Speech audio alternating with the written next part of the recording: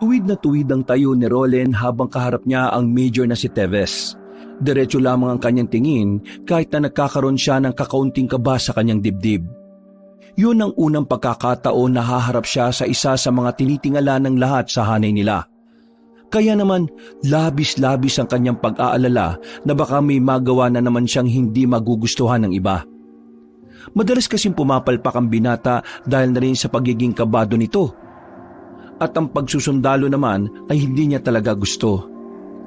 Napilitan lamang siyang maging sundalo dahil halos lahat ng lalaki sa kanilang pamilya ay nagsisilbi sa bayan. Kung hindi sundalo, pulis naman. Private First Class Roland Teves, sir! Reporting for duty! First of all, congratulations. This is your first day. Inaasahan ko na magiging epektibong baguhan ka. Babantayan kita. Sir, yes, sir! You may go now. Sir, yes, sir! Nauna na siyang lumabas ng silid ni Major Teves. Nang lumabas na rin ang iba pang naroroon ay saka siya bumalik. Sinarado niya ang pinto at agad na lumapit sa matanda. Inabutan agad siya ng sigarilyo at parabang hindi mga sundalo kung kumilos. Ang hirap magpaka-professional sa harapan mo, Lo. Pakiramdam ko, anumang oras matatawa ako eh. Buti nga kinakaya mong hindi matawa. Kasi ako, hirap na hirap din ako. Para kang matinong tao eh. Matinong tao naman ako, Lo. Kung makapagsalita ka naman, parang wala akong ginawa kundi maging sakit ng ulo ah. Bakit hindi ba? Hindi ka nga sana makakapagtapos at makakapagsimula sa serbisyo kung hindi lang ako nakiusap eh.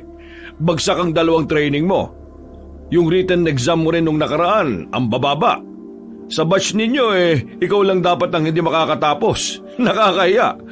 Buti na lang mabait ang kumpare ko. Nagawa namin ng paraan. Pasensya na talaga, Lo.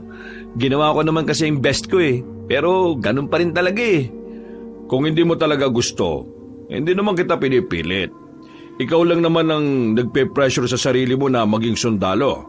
Alam mo, hindi naman porke maraming sundalo o pulis sa pamilya natin dapat pati ikaw rin.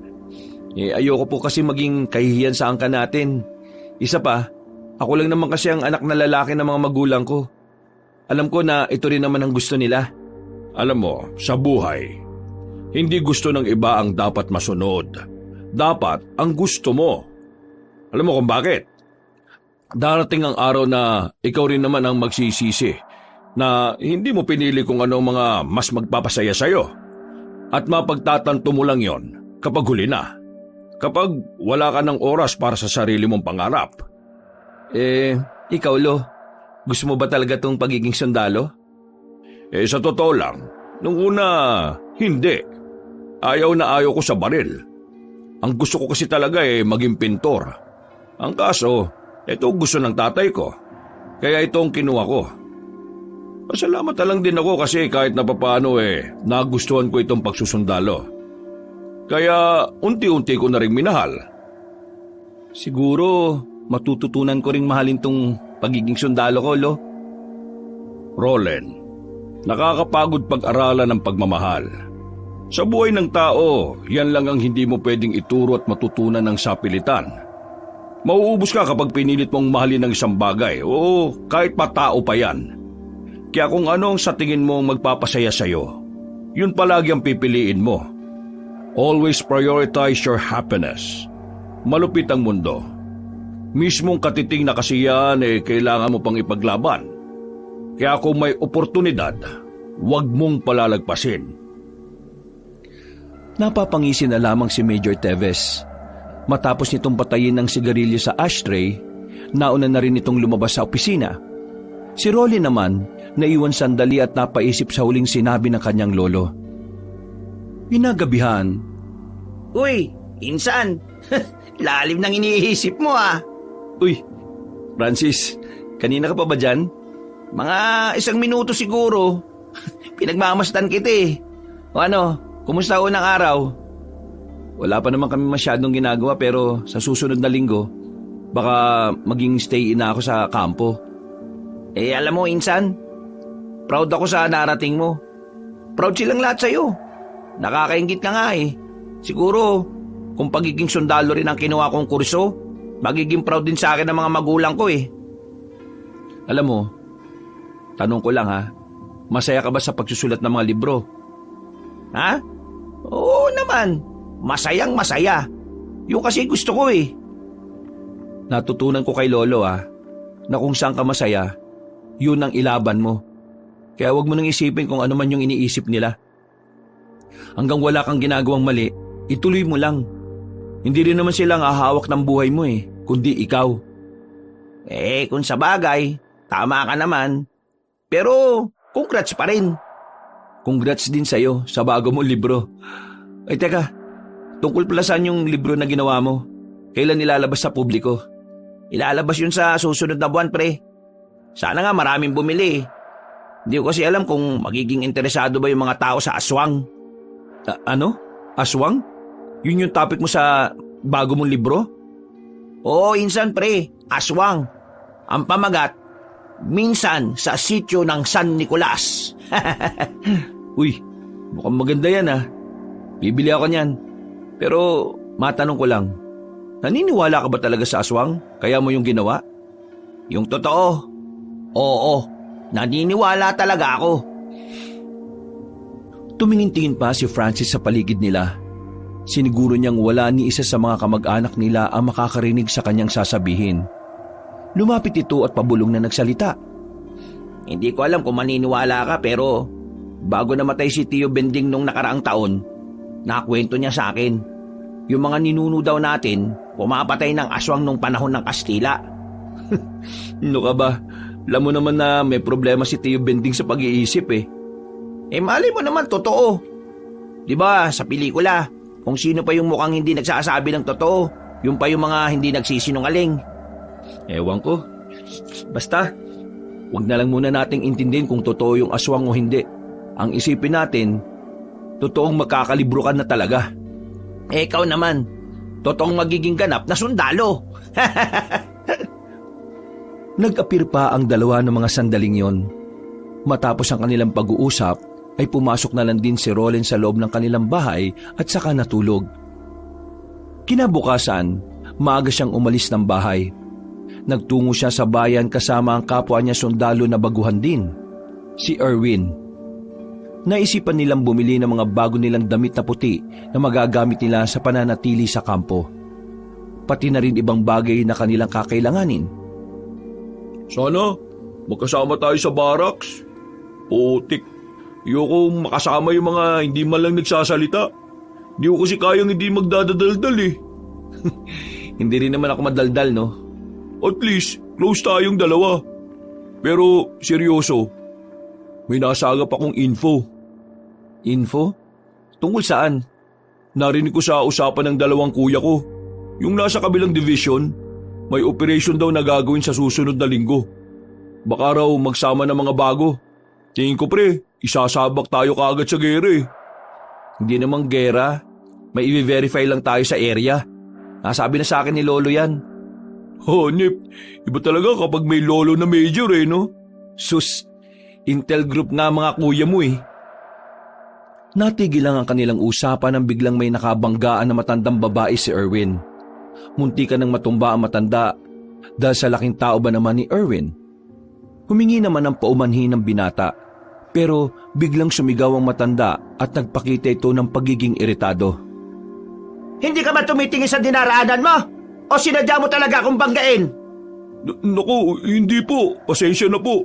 May hinahanap po kasi ako sa bag ko. Hindi ko po talaga kayo nakita. Pasensya na po. Pasensya? Munti ka na ako matumba? Paano kung tumama ang ulo ko sa simento? Pasensya na lang? Hindi ko naman po talaga sinasadya, Ali.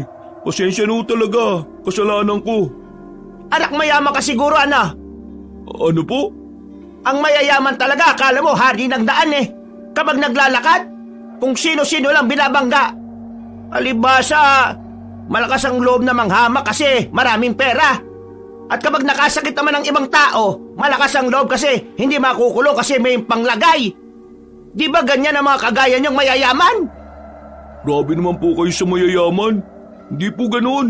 May mga mayayaman pong hindi gaya ng sinasabi nyo. Pero ako po, hindi naman po ako mayaman Nakakaluwag lang. Itong katabi ko po ang mayaman. Marunong ka rin sumagot at mangasar, ha? Pinagtitinginan na sila ng mga tao ng mga sandaling yon. Kaya naman, hindi na rin nagsayang pa ng oras si Rolen. Nakialam na siya sa nangyayari. Manang, ako na po ang humihingi ng paumanhin kung hindi po kayo napansin ng kaibigan ko. Kung gusto niyo po, dadali namin kayo sa ospital para ma-check. If may seryosong galos kayong natamo, wag na po sana natin palakihin. At baka kung saan-saan pa po mapunta yung usapan na to. Aba, bida-bida ka rin ngayon. Ano akala mo, abogado ka? Huwag mo akong turuan. Ano po bang gusto nyo? Humingi na ng tawad ang kaibigan ko. Nagpapakumbaba na kami pero ikaw pa rin tong galit na galit. Ano po bang pwede nating gawin para maayos yung usapan na to? Pre, yaan mo na. Mukhang sarado naman ang utak na matandang yan eh.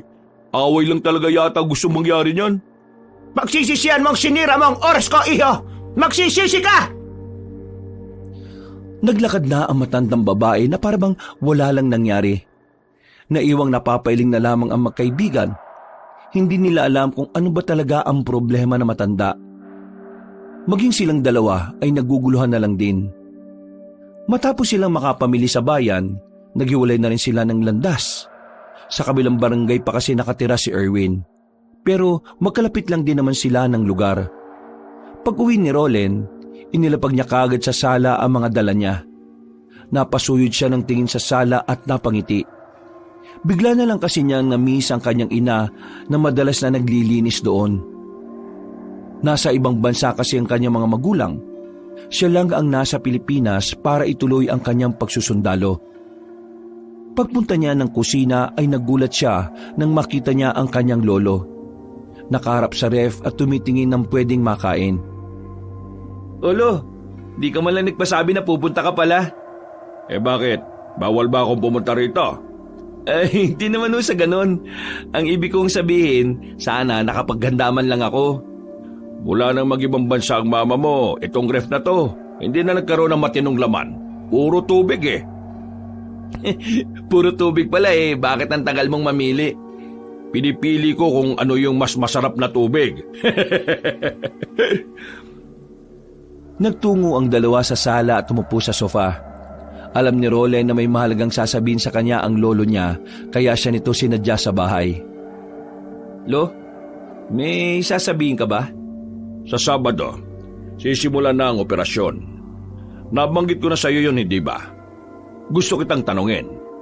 Gusto mo bang sumaba ka agad? Kasi kung gusto mong maranasan agad ang isa sa mga bagay na mas makakapagpaunlad sa iyo bilang sundalo, pwede naman kitang isama sa listahan. Gusto ko kagad maranasan yung ganun para masanay ako. Pero matanong ko lang, Lo, ano ba yung makakalaban natin doon? Mga rebelde. Susubukan natin makipagnegosasyon sa kanila. Usapang peace talk to, Rolen. At alam mo naman kung gaano kadelikado ang ganitong usapan kapag ang kausap mo ay isang rebelde. Sige, Lo. Gusto kong sumama. O sige. Pero ito lang ang sinasabi ko sa iyo, ha. Kapag nasa kampo tayo, major ako. Hindi mo ako lolo. Tatawagin mo ako sa kung ano ang pagkakakilala sa akin ng mga kabaro natin. Oo naman, Lo. Professional lang dapat. Huwag kayo mag-alala. Hindi naman kita bibigyan ng kahihiyan Gagawin ko lahat na makakaya ko para bigyan ka ng karangalan. Basta wag mong ipresyo ng sarili mo, ha. Ang gusto ko lang maging kapaki-pakinabang na sundalo ka. Ngumiti na lamang si Rolen sa kanyang lolo. Mabilis na lumipas ang mga araw. Naganda na rin si Rolen para sa pinakaseryosong araw niya sa serbisyo. Itong araw na kung saan kailangan niyang maging epektibong sundalo para sa kanilang operasyon. 5 silang mga baguhan. Ang mga kasama nila ay matatagal na rin sa serbisyo. Kasama rin nila si Major Teves na siyang mangunguna sa grupo nila. Habang nasa loob ng truck habang nagbabiyahe, napansin ni Role na parang hindi mapakali ang lalaking si Erwin. Pinagpapawisan yon kahit na mahangin naman nung hapon na yon. Dahil katabi rin naman niya ito, tinanong na niya kung ano ang problema nito. Uy, buddy, anong problema? Okay ka lang? Bigla akong nalalamig Hindi ko alam kung bakit. Masama ba pakiramdam mo? O konti. Pero kanina bago ako umalis, ayos naman ako eh. As in, magaan ang pakiramdam ko. Pero kanina nung nakaidlip ako, paggising ko, masama na yung pakiramdam ko eh. Baka naman may nakain kang hindi maganda. Wala. Pero tingin ko may weirdong nangyayari. Anong weirdo? Napaginipan ko yung matandang nakasagutan natin sa bayan. Galit na galit, buddy. Para niya akong kakainin ng buhay eh. Tapos, paggising ko, ayun, masama na pakiramdam ko. Tingin ko dahil yun sa panaginip ko eh. Dahil sa panaginip, sumama ang pakiramdam mo? Parang malabo yata yan, buddy ah. Ewan ko, basta ganun eh. Sa mga sumunod na sandali, narating na rin nila ang kanilang magiging kampo. Nakatirik yun sa gitna ng kagubatan na isang bundok lang ang pagitan mula sa lugar na kanilang pupuntahan. Bago sumapit ang kinagabihan, tinipon silang lahat at naglatag ng mga paalala si Major Teves. Marami itong sinabi tungkol sa mga dapat nilang gawin at hindi. At nagdagdag na rin ito ng mga impormasyon na may kinalaman sa kanilang gagawing operasyon. Dakong alas 7, pinuntahan ni Roland si Erwin sa barracks nito.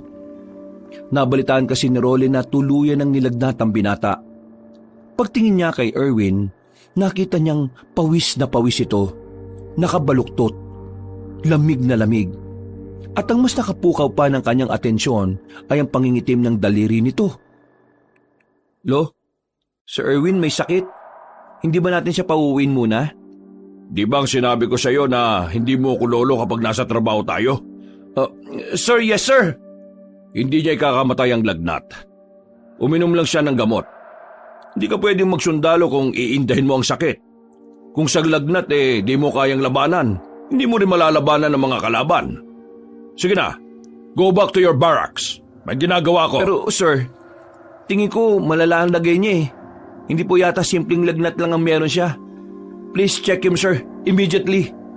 You are not a doctor, kaya wala kang sapat na kaalaman kung gaano kaseryosong sakit ng isang tao. According to your words, sir, nung nasa training pa lang kami, it's better to have an insight kesa wala. And according to my observation, that's a serious matter. Ang sinasabi ko ay connected sa pagiging sundalo at hindi konektado sa pagiging doktor. You cannot diagnose a person if you are not a professional doctor. Then you can tell me that this is only a simple fever. If you're not a doctor, sir. Napanganga na lamang si Major Teves. Hindi nito magawang magalit sa apo dahil alam niyang meron namang punto si Roland. Huminga ito ng malalim. Sandaling binitiwan ng mga papel na nasa lamesa. Sige, ano bang naging basihan mo para sabihing hindi lang yung simpleng lagnat? Give me a valid reason. Based on my observation, sir, hindi tumitigil ang pagpapawis niya. At according to him, nilalamig siya ng sobra. Napansin ko rin yung mga kuko niya sa kamay, nangingitim. At ano? Sabi niya sa akin, may naririnig siyang boses na matandang babae. Nabigla si Rolly nang tumayo agad si Major Teves. Nagpasama ito sa kanya patungo sa barracks nila. Nang makita ni Major Teves ang kalagayan ni Erwin, tila alam na agad nito kung ano ang naging problema. Iwan niyo na muna kami ni Private Teves dito. Sige na! Agad na nag-alisa ng mga kabaryo nila. Nang sila na lang ang nasa loob ng barracks, sinuri ni Major Teves ang katawan ni Erwin. Sir? Humanap ka ng matinong signal. Tawagin mo si Tito Franco mo. Sabi mo sa kanya, papuntahin dito sa kampo si Mr. Yang. Palim lang ka mo. Wala dapat makakita sa kanya rito. Ano bang nangyayari? Sumunod ka na lang muna kung gusto mong mailigtas tong kabady mo. Kinuha agad ni Roland ang kanyang cellphone. Makalipas lang ang halos 10 minuto, nakahanap na rin siya ng matinong signal. Nagawa niyang matawagan ng numero ng tiyuhin niyang si Franco. Pero ang narinig niyang boses sa kabilang linya ay boses ni Francis. Hello, Tito Franco? Uy, insan, si Francis to. Si Tito Franco kasama si Papa. Lumabas bumili ng alak naiwan tong cellphone niya. Pakisabi kay Tito Franco pagbalik niya, pinapautos ka mo ni Lolo na puntahan niya si Mr. Yang. at papuntahin daw dito sa kampo. Ngayon din daw kagad. Palihim lang daw bawal makita ng ibang kabaro namin. Sino? Si Mr. Yang? Yung incheck na na albularyo? Anong gagawin ng albularyo dyan? Ewan ko, nagugulan din ako kay Lolo Pero ikukwento ko na lang sa'yo kapag nakauwi na ako. Sige na. Pinutol na agad ni Roland ang tawag at dali-dali na rin siyang bumalik. Inabutan niyang naroon pa rin ang lolo niya sa barracks nila Erwin. Sinusuri pa rin ito ang ilang parte ng katawan ng kanyang kaibigan. Nasa gilid lamang si Roland. Naghihintay kung kailan matatapos ang ginagawa ni Major Teves. Anong sabi? O raw, papupuntahin na raw dito. Lo, may gusto sana akong itanong Hindi mo ako lolo rito. Sir, pwede po ba ako magtanong, sir? Ano yon? Bakit kailangan natin ng albularyo? Hindi ba dapat yung medical team ang mag-asikaso niyan? Sila dapat ang tinawagan natin? Hindi magagamot ng mediko kahit na anong gamot mula sa ospital ang kalagayan ni Erwin. Ano pong ibig niyong sabihin, sir? Naniniwala ka ba sa mga aswang? Kung hindi ka naniniwala, wala akong oras para ipaliwanag sa iyo. Sinasabi niyo po bang naniniwala kayo sa aswang, sir? Naniniwala ka ba o hindi? Hindi ko masasabing hindi, pero interesado po ako malaman ng tungkol sa mga kagaya nila. Itong si Private Reyes, nadali siya ng aswang. Paano nangyari yun, Lo? Anong sinabi mo? Paano nangyari yun, sir? May mga aswang na kapag nadikitan mo lang, kaya ka nilang saktan. Kapag natanda nilang amoy mo, meron silang ginagawa na parang kagaya ng sakulam. Medyo nabigla si Roland sa mga narinig niya sa kanyang lolo. Hindi naman kasi niya inakala na sa pagiging astig, respetado at istriktong alagad ng batas, may ganong klase ng paniniwala pala ang matanda. Bagay na hindi naman niya nakikita noon. Ang mga ganitong kaso, hindi kayang gamutin ng medisina mula sa mga doktor o ospital. Mas lalo pang lumalala ang kondisyon ng pasyente kung sila ang gagawa ng paggagamot. Sir, hindi ko inakala na may ganito kayong paniniwala. Pero iginagalang ko po. Masaya po ako malaman. Oo, naniniwala ako sa mga aswang. At malaki ang naging papel ng mga aswang na yan sa buhay ko. Pero huwag ka na magtanong. Hindi itong tamang oras para magkwento at pag-usapan ng mga ganong bagay. Tungkol ito kay Reyes at hindi sa akin. Tumango na lamang si Roland noong mga sandaling yon. Maya-maya pa, nang tulog na ang karamihan sa kanila, ay dumating na rin si Mr. Yang. Agad nitong sinuri si Erwin na hanggang sa mga sandaling yon ay hindi pa rin nagkakamalay. Pagtingin nila sa kuko ni Erwin sa paa, itim na yon, para bang kakulay na ito ng duhat. Kayo ba wala alaala kung itong lalaki merong kaaway? Mabait na tao si Reyes, makulit. Pero masasabi kong pala kaibigan siya sa lahat at magalang din sa matatanda. Wala akong maalala na nagkaroon kami ng problema dahil sa kanya. Kasi nakikita ko ang dahilan. Bakit siya nagkaganyan? Kasi may isa aswang galit sa kanya. Naalala ko na.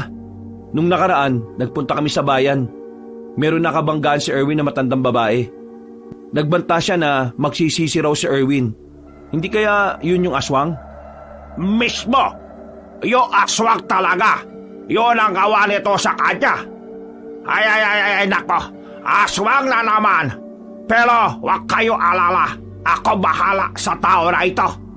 Kakayanin niya kaya na sumama bukas ng gabi? Bukas umaga! Pag ako gamot siya ngayon, ayos na siya bukas umaga. Gabi pa naman kayo alis, diba? Kaya wala problema.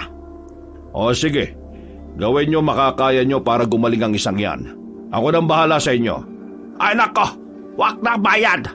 Para ka others Tagal na tayo makakilala. Bakit ka babayad? Sige na, ako na bahala. Kayo, labas muna. Sige na, labas muna kayo. Pagbabantay lang kami sa labas. Lumabas ang maglolo. Naglabas na muna ng sigarilyo ang matandang lalaki at nag-abot ng isa kay Roland. Matagal na po pala kayong magkakilala ng Mr. Yang, sir. Mukhang marami na po yata kayong nalalaman tungkol sa mga aswang, Sa susunod na mga araw, malalaman mo rin ang lahat ng kwento ko. Kapag natapos na itong misyon natin. Makalipas lang ang isang oras, lumabas na rin ng barak si Mr. Yang. Pawis na pawis ito at parang pagod na pagod. Magiging ayos na siya basta pahinga muna hanggang umaga ha. O paano? Ako alis na. Hindi ka man lang ba magpapahinga muna o magkakape man lang muna? Ay hindi na. Baka mamaya ako pa kita dito mga kasama mo. Tapos ikaw sumpong. Pagalitan ka na naman. O sige na. Ako alis na ha. Sige, maraming salamat ulit Mr. Yang. Babawi ako sa ibang araw. Kumaway na lamang ang matandang incheck habang papalayo yun.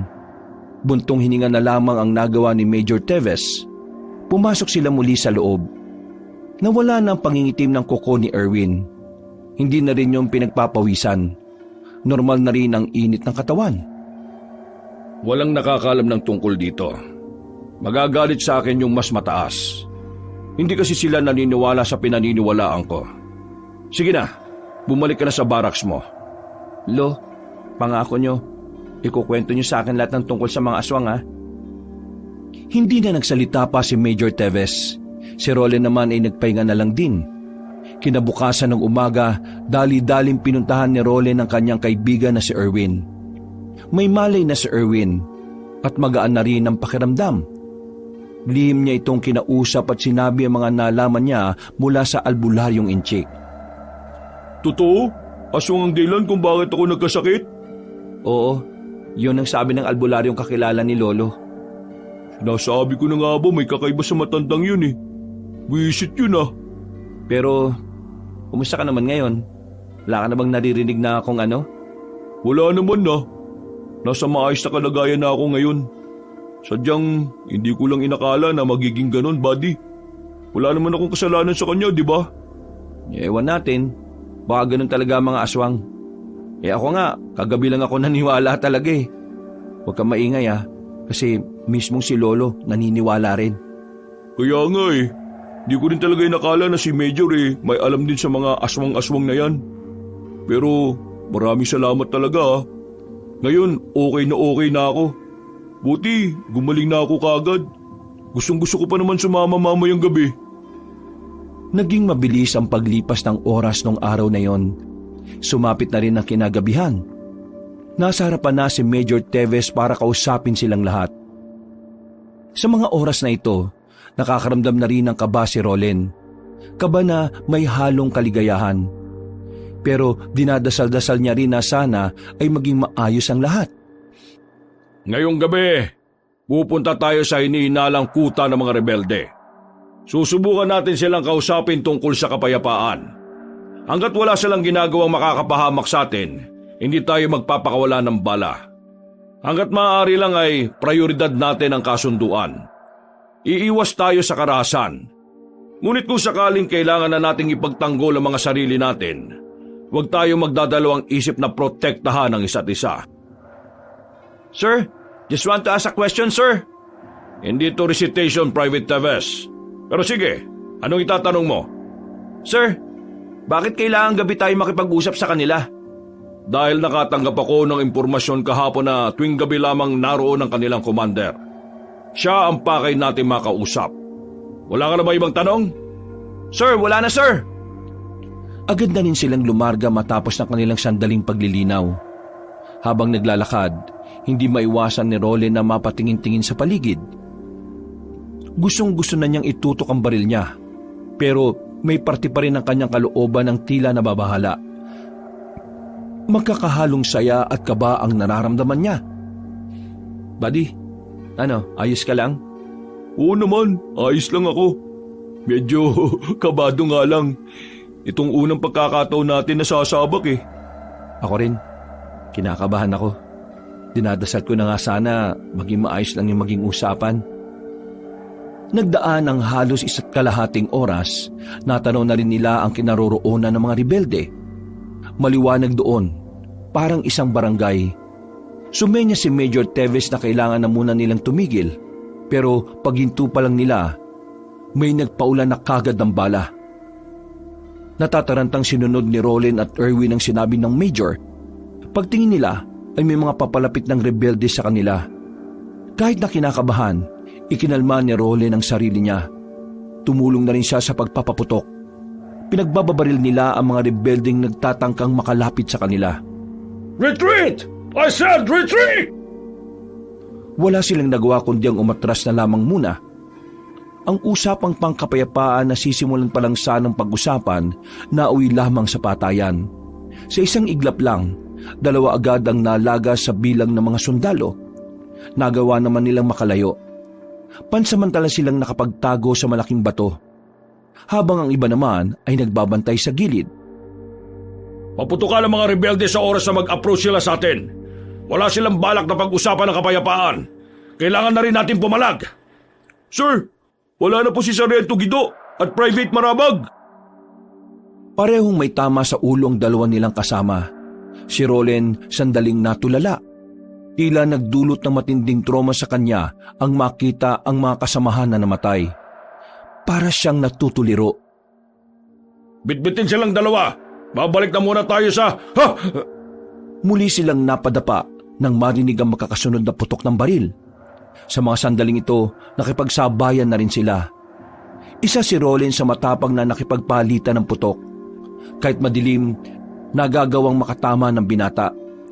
Pero nang tumingin siya sa gilid, nakita niya ang lolo niya na meron ng tama sa tagiliran. Lo! Focus! Huwag mo akong tawaging lolo! Nagmamatigas ka pa, may tama ka na eh. Tinulungan niya makaupo ng maayos sa matandang lalaki. Nakita niya na malakas ang tagas nito sa tagiliran. Nakatingin ito sa kanya ng diretsyo, parang nahihirapan ng huminga. Lo! Uy, Lo! Huwag kang ganyan, Lo, ha? Sa bahay ko, sa basement. Kunin mo yung baol. Buksan mo. Susi sa kwarto ko. Lo, ano bang sinasabi mo? Lumabang ka dyan! Saka lamang napagtanto ni Role na hindi lang pala tagiliran ng tama ni Major Teves. Tinamaan din pala yon sa gilid ng dibdib. Kaya wala pang ilang minuto, tuluyan na ngang binawian ng buhay ang tinuturing nilang leader. Wala silang magawa ng mga oras na yon kundi ang umatras. Kapag tumagal pa sila roon, ay maaari silang mapalibutan at maubos. Buong pagsisikap nilang binuhat ang mga kasama nilang sugatan at namatay. Sa awa ng Diyos, nagawa nilang makaalis sa lugar na yon. Nakabalik sila ng kampo. 5 ang nalaga sa kanila kabilang si Major Teves. Agad naman itong nakarating sa mas nakatataas sa kanila. Mabilis ang mga pangyayari. Parang nung gabi lang ay kausap pa ni Role ng kanyang lolo. Pero sa mga sandaling ito, nasa harapan na siya ng burol nito. Hindi siya makapaniwala na sa isang iglap lang, mawawala ang kanyang hinahangaang sundalo. Insan, ako naman na magbabantay. Magpahinga ka na muna. 2 araw ka nang walang maayos na tulog eh, oh. Ayos lang ako, Insan. Gusto ko lang bantayan si Lolo hanggang sa mailibing na siya. Hindi ko siya nabantayan nung nasa gitna kami ng putukan eh. Insan, wala kang kasalanan sa nangyari. Kaya huwag mong sisiin ang sarili mo. Tsak na malulungkot din si Lolo niyan kapag ganyan ka. Maraming salamat Pero dito lang ako. O sige, sasamahan na lang kita. Umupo si Francis sa tabi nito. Maya-maya lang, dumating ang albularyong si Mr. Young. Lumapit ito sa kabaong. Matapos yun, napatingin ito kay Rolen na parang may nais itong sabihin. Nakuha naman agad ni Rolen yon. Pumasok sila ni Mr. Young sa loob ng bahay at dito siya kinausap ng incheck. Sigurado ako Melo sabi sa'yo lolo mo bago siya mamatay. Meron nga ho. Ang sabi niya sa akin, yung baol daw nasa basement. Buksan ko raw yung gamit yung susi na hahanapin ko raw sa kwarto. Tungkol saan ba yun? May alam ka ba sa sinasabi niya? Halik ka, ikaw sama sakin. Saan tayo pupunta? Kunin mo muna susi, tapos tayo punta sa basement. Teka, alam mo yung basement ni Lolo? Ako nga po, apo niya hindi ko alam yun Halik ka na, ako kwento sa'yo lahat dapat mo malaman. Sinunod na lamang ni Role ng sinabi ng matandang inchik. Noong mga sandaling yon, ay nahihiwagaan na talaga si Rolen. Sabik na sabik siya, kaya nang mahanap nila ang susi, Agad din naman silang nagtungo sa basement. Ang lagusan ng basement na yon ay nasa loob ng bodega. Hindi rin siya makapaniwala na meron palang sikretong lugar doon. Pagbaba nila, pinindot ni Mr. Yang ang switch ng ilaw. Base sa nakikita ni Roland sa galaw na matandang inchik, parang ilang beses na rin pumupunta roon si Mr. Yang. Ito lugar para sa mga tao na pumapatay ng aswang. Dito kami lagi-lagi usap no araw. Dati dito nabubuo aming mga plano. Teka, ano ba talaga kayo? Yung lolo, siya aming leader nung siya binata pa. Kami lagi paslang aswang. Lolo mo, Berdugo. Sobra husay sa pagtugis mga nilalang. Si Lolo talaga? Si Major Teves? Oo, siya nga. Bago siya sundaro, siya muna babangis manunugis. Pero namapas lang namin iba aswang, siya tigil na. Siya pasok ami. Kasi yun sabi kanya ama. Kaya mula noon, iwanan ni lolo mo samahan. Pati iba namin kasama, aalis na rin. Iba punta, iba bansa. Iba naman buos na pamilya. Akala namin mga aswang di na babalik eh. Akala namin lahat aswang pas lang namin. Pero di pala. Meron pa pala tila. Kaya ngayon, ako di ko alam ano gawin. Wala na samahan. Wala na rin lolo mo. Wala na lalaban sa aswang. Ay nako, nakakawindang tong mga nalalaman ko. Buong buhay ko na malapit ako kay Lolo. Wala man lang nakapagsabi sa akin ng tungkol dito. Pero ano bang laman ng baul na yan? Ikaw bukas. Dali, ikaw bukas lang. Agad na binuksan ni Roland ang baul gamit ang susing kinakalawang na. Nang mabuksan na niya, nakita niyang isang baril na kung tawagin ay senyorita. Isa't kalahating dangkal ang haba nito. Yan baril na yan. Yan gamit lolo mo nung laban siya sa aswang. Sobrang galing lolo mo dati pag gaya ang gamit niya. Alam mo bakit? Bakit to? Hindi yung pangkalaliwang baril. Yan ay meron nakadikit na mutya ng pangil ng kidlat. Mutya ng ano? Ng alin? Mutya ng pangil ng kidlat. Teka. Ang gulo. Yung kidlat, may pangil, at yun ang mutya. Paano naman magkakaroon ng pangil yung kidlat?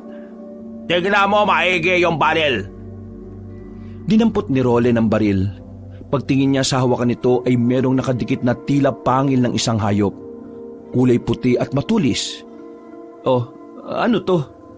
Ang baril na yan, nakidlatan yung dulo kidlat. Yun ang tawag namin sa pangil. Kasi ang kidlat minsan pagtama sa metal, may naiwan na ganyan na hugis pangil. Yung dulo pala ito ng kidlat na tumama sa metal na tumigas. Akala ko naman may pangil yung kidlat eh. Akala ko literal talaga na pangil. Yung pala nagkorting pangil lang. Kawak namin sa ganyan, pangil na kidlat. At ang pangil na ganyan, siya tuling namin mutya.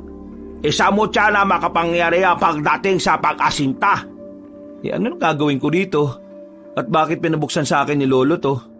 Isa lang ibig sabihin, ikaw susunod yapak na yung lolo. Ha? Bakit ako? Malahil ikaw taglay tunay na katapangan na gaya ng kanya katapangan. Hindi ko alam kung magagawa ko yan. Baguang sundalo lang ako, tapos ngayon lalaban naman ako sa mga aswang. Hindi ko alam gawin yan. Roland, tingin ikaw sa akin. Tingin mo, ikaw pabayaan ko? Hindi. Bago mawala lolo mo, kami usap-usap. Na sakali mawala siya, ako bahala sa'yo gabay. Matagal kami kaibigan lolo mo. Marami ako alam sa kanya. Kaya alam ko rin na ikaw kanya pili pala sunod ng yapak niya at ng inyo ni Nono. Huminga ng malalim si Roland. Naguguluhan siya sa mga nangyayari. Sabay-sabay na ang mga iniisip niya.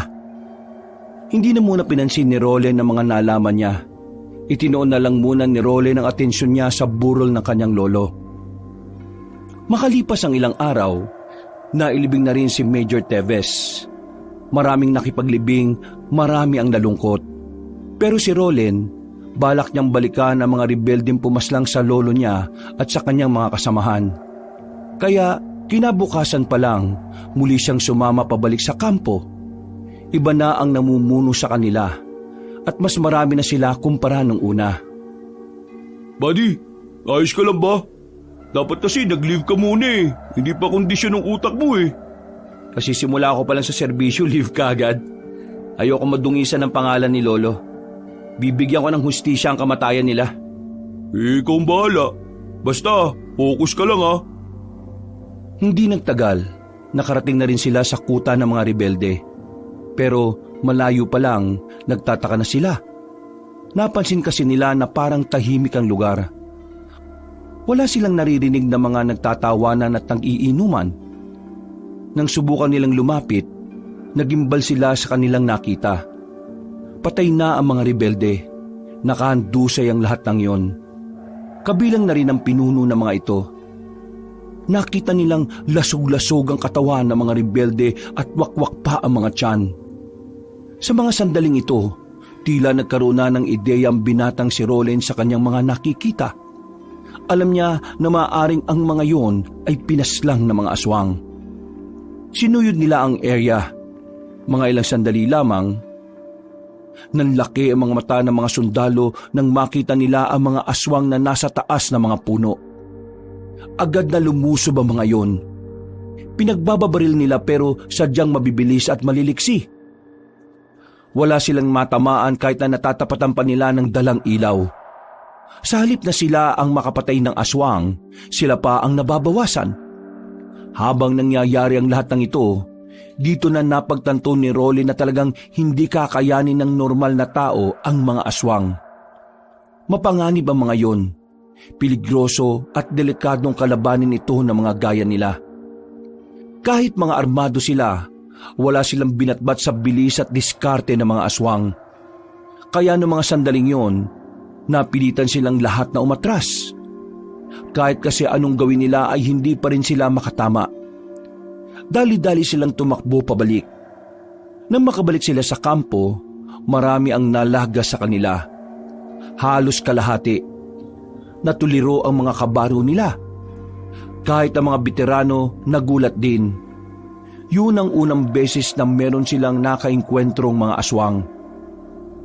Ang insidenteng yon ay kumalat sa kampo nila sa bayan ilang araw lang ang nakalipas. Naggalit ang mga nakatataas at dahil dito tinanggal sila sa operasyon. Pinalitan sila ng mga bago. At ang isinumbong nila na tungkol sa aswang, kagaya ng inaasahan, hindi pinaniwalaan. Visit talaga. Ayaw nilang maniwala sa amin. Pati si Sargento, sinuspindi nila. Sinabihan pa nilang gumagawa ng kwento. Totoo naman talaga may aswang eh. Banas na banas si Rolly nang makauwi na siya galing ng kampo. Kausap niya ang kanyang pinsan na si Francis. Magkarap sila sa lamesa habang nagmimerienda. Di ba sabi ko naman sa'yo, totoo mga aswang? Totoo rin ang mga balibalitang ang angka natin dati ay mga birador ng mga aswang. Akala mo, hindi ko alam yung sinabi ni Mr. Yang sa'yo, no? Paano mo nga nalaman? Malamang, tinanong ko siya. Sinabi niya rin sa akin kasi apo rin naman ako ng lolo natin eh. Pero ano palang balak mo? Tatanggapin mo? Ako kasi hindi talaga pwede. Wala akong alam sa paghawak ng mga armas o sandata na yan. Hindi ko alam kung tatanggapin ko. Wala rin naman kasi ako mabigat na dahilan eh. Mabigat na dahilan? Hindi ba mabigat na dahilan na ang angka natin kalaban ng mga aswang?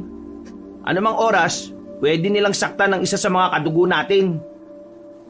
At biglang responsibilidad ko na ngayon ng buong angka natin. Hindi lang buong angka, no? Baka buong sangkatauhan na rin dito sa probinsya natin. Hindi na lamang sumagot ang lalaking si Rolen, pero gumulo rin sa kanyang isipan ang mga narinig niya. Pakiramdam niya bigla, meron siyang obligasyon sa lahat. Pakiramdam niya, responsibilidad niyang maging tagapagligtas ng mga tao. Pagkatapos ng kanilang pag-uusap, agad na tumungo na lamang ang binata sa kanyang silid. Muli niyang inilabas ang senyorita na itinago niya sa loob ng aparador. Walang kalam-alam si Mr. Yang na kinuha na niya ulit yon. Wala namang bala to eh.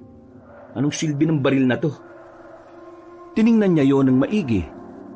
Laking gulat niya nang bigla na lamang kumislap ang dulo nito. Nakaramdam din siya ng bahagyang init kaya nabitiwan niya yun. Nanlalaki ang kanyang mga mata. Nagtataka siya kung ano ang nangyari. Nung unay sinampal niya pa ang sarili niya sa pag-aakalang baka nananaginip lang siya. Kumuha siya ng basahan at muling ibinalik ang baril sa aparador. Agad naman niyang pinakontak kay Francis sa matandang albularyo. Kaya kinabukasan ng umaga, muling nakipagkita sa kanya si Mr. Yang. Nasa basement na naman sila ng kanyang lolo. Ano ba meron? Bakit ako patawag mo? Pero lang ko pasyente mamaya hapon eh. May gusto lang kasi ako malaman tungkol sa senyorita na baril. Ha? Akala ko ayaw mo. Bakit ikaw interesado ngayon? Kinuha ko yung baril. Kinuha mo? Ginamit mo? Hindi. Itinago ko lang sa aparador. Ano tanong mo? Gusto ko lang malaman kung ano ba talaga meron doon. Nung hawakan ko siya kanina nakaramdam ako ng kakaiba. Medyo mainit. Tapos, biglang kumislap yung dulo ng baril na yun. Sabihin mo nga sa akin, ano ba talaga meron sa baril na yun? Hindi ka kasi kinig sa akin eh. Ang sabi ko, yung baril na senyorita, di pangkalaliwan, di basta-basta, makapangyalihan. Kaya niya patay aswang kahit wala bala. Teka. Baril na walang bala? Aba, mukhang maganda yatang may sulat yan ah. Kaya makapas lang ng aswang kahit na walang bala? Anong gagawin mo sa baril na yun? Ipambabato?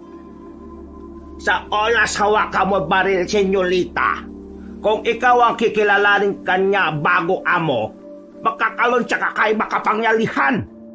Sa loob baril, may mabububulitas na dulot na kapangyarihan. Yun ang makakapas lang sa aswang. Medyo nalalabuan ako eh. Ngayon lang kasi ako nakakita ng ganong klase ng baril. Ang sinasabi niyo sa akin, meron pang kapangyarihan. Seryoso ba talaga tong usapan na to? Insan, totoo mga sinasabi sa iyo ni Mr. Yang. Totoo may kapangyarihan ng baril na senyorita. Dahil sa mutya ng pangil ng kidlat.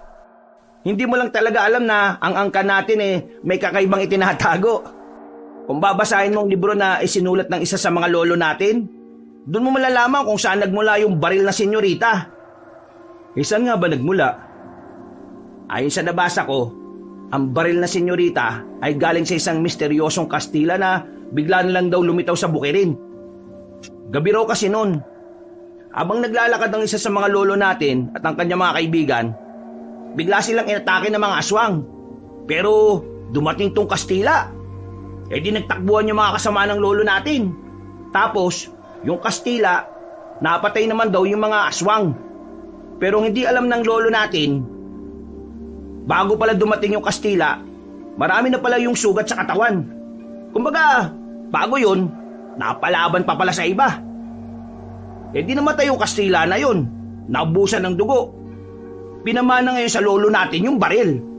At ang baril na senyorita, si Lolo Major ang huling naging amo. At kung sakaling papayag ka na ikaw ang humawak nun, ikaw na ang bagong tagapangalaga ng baril.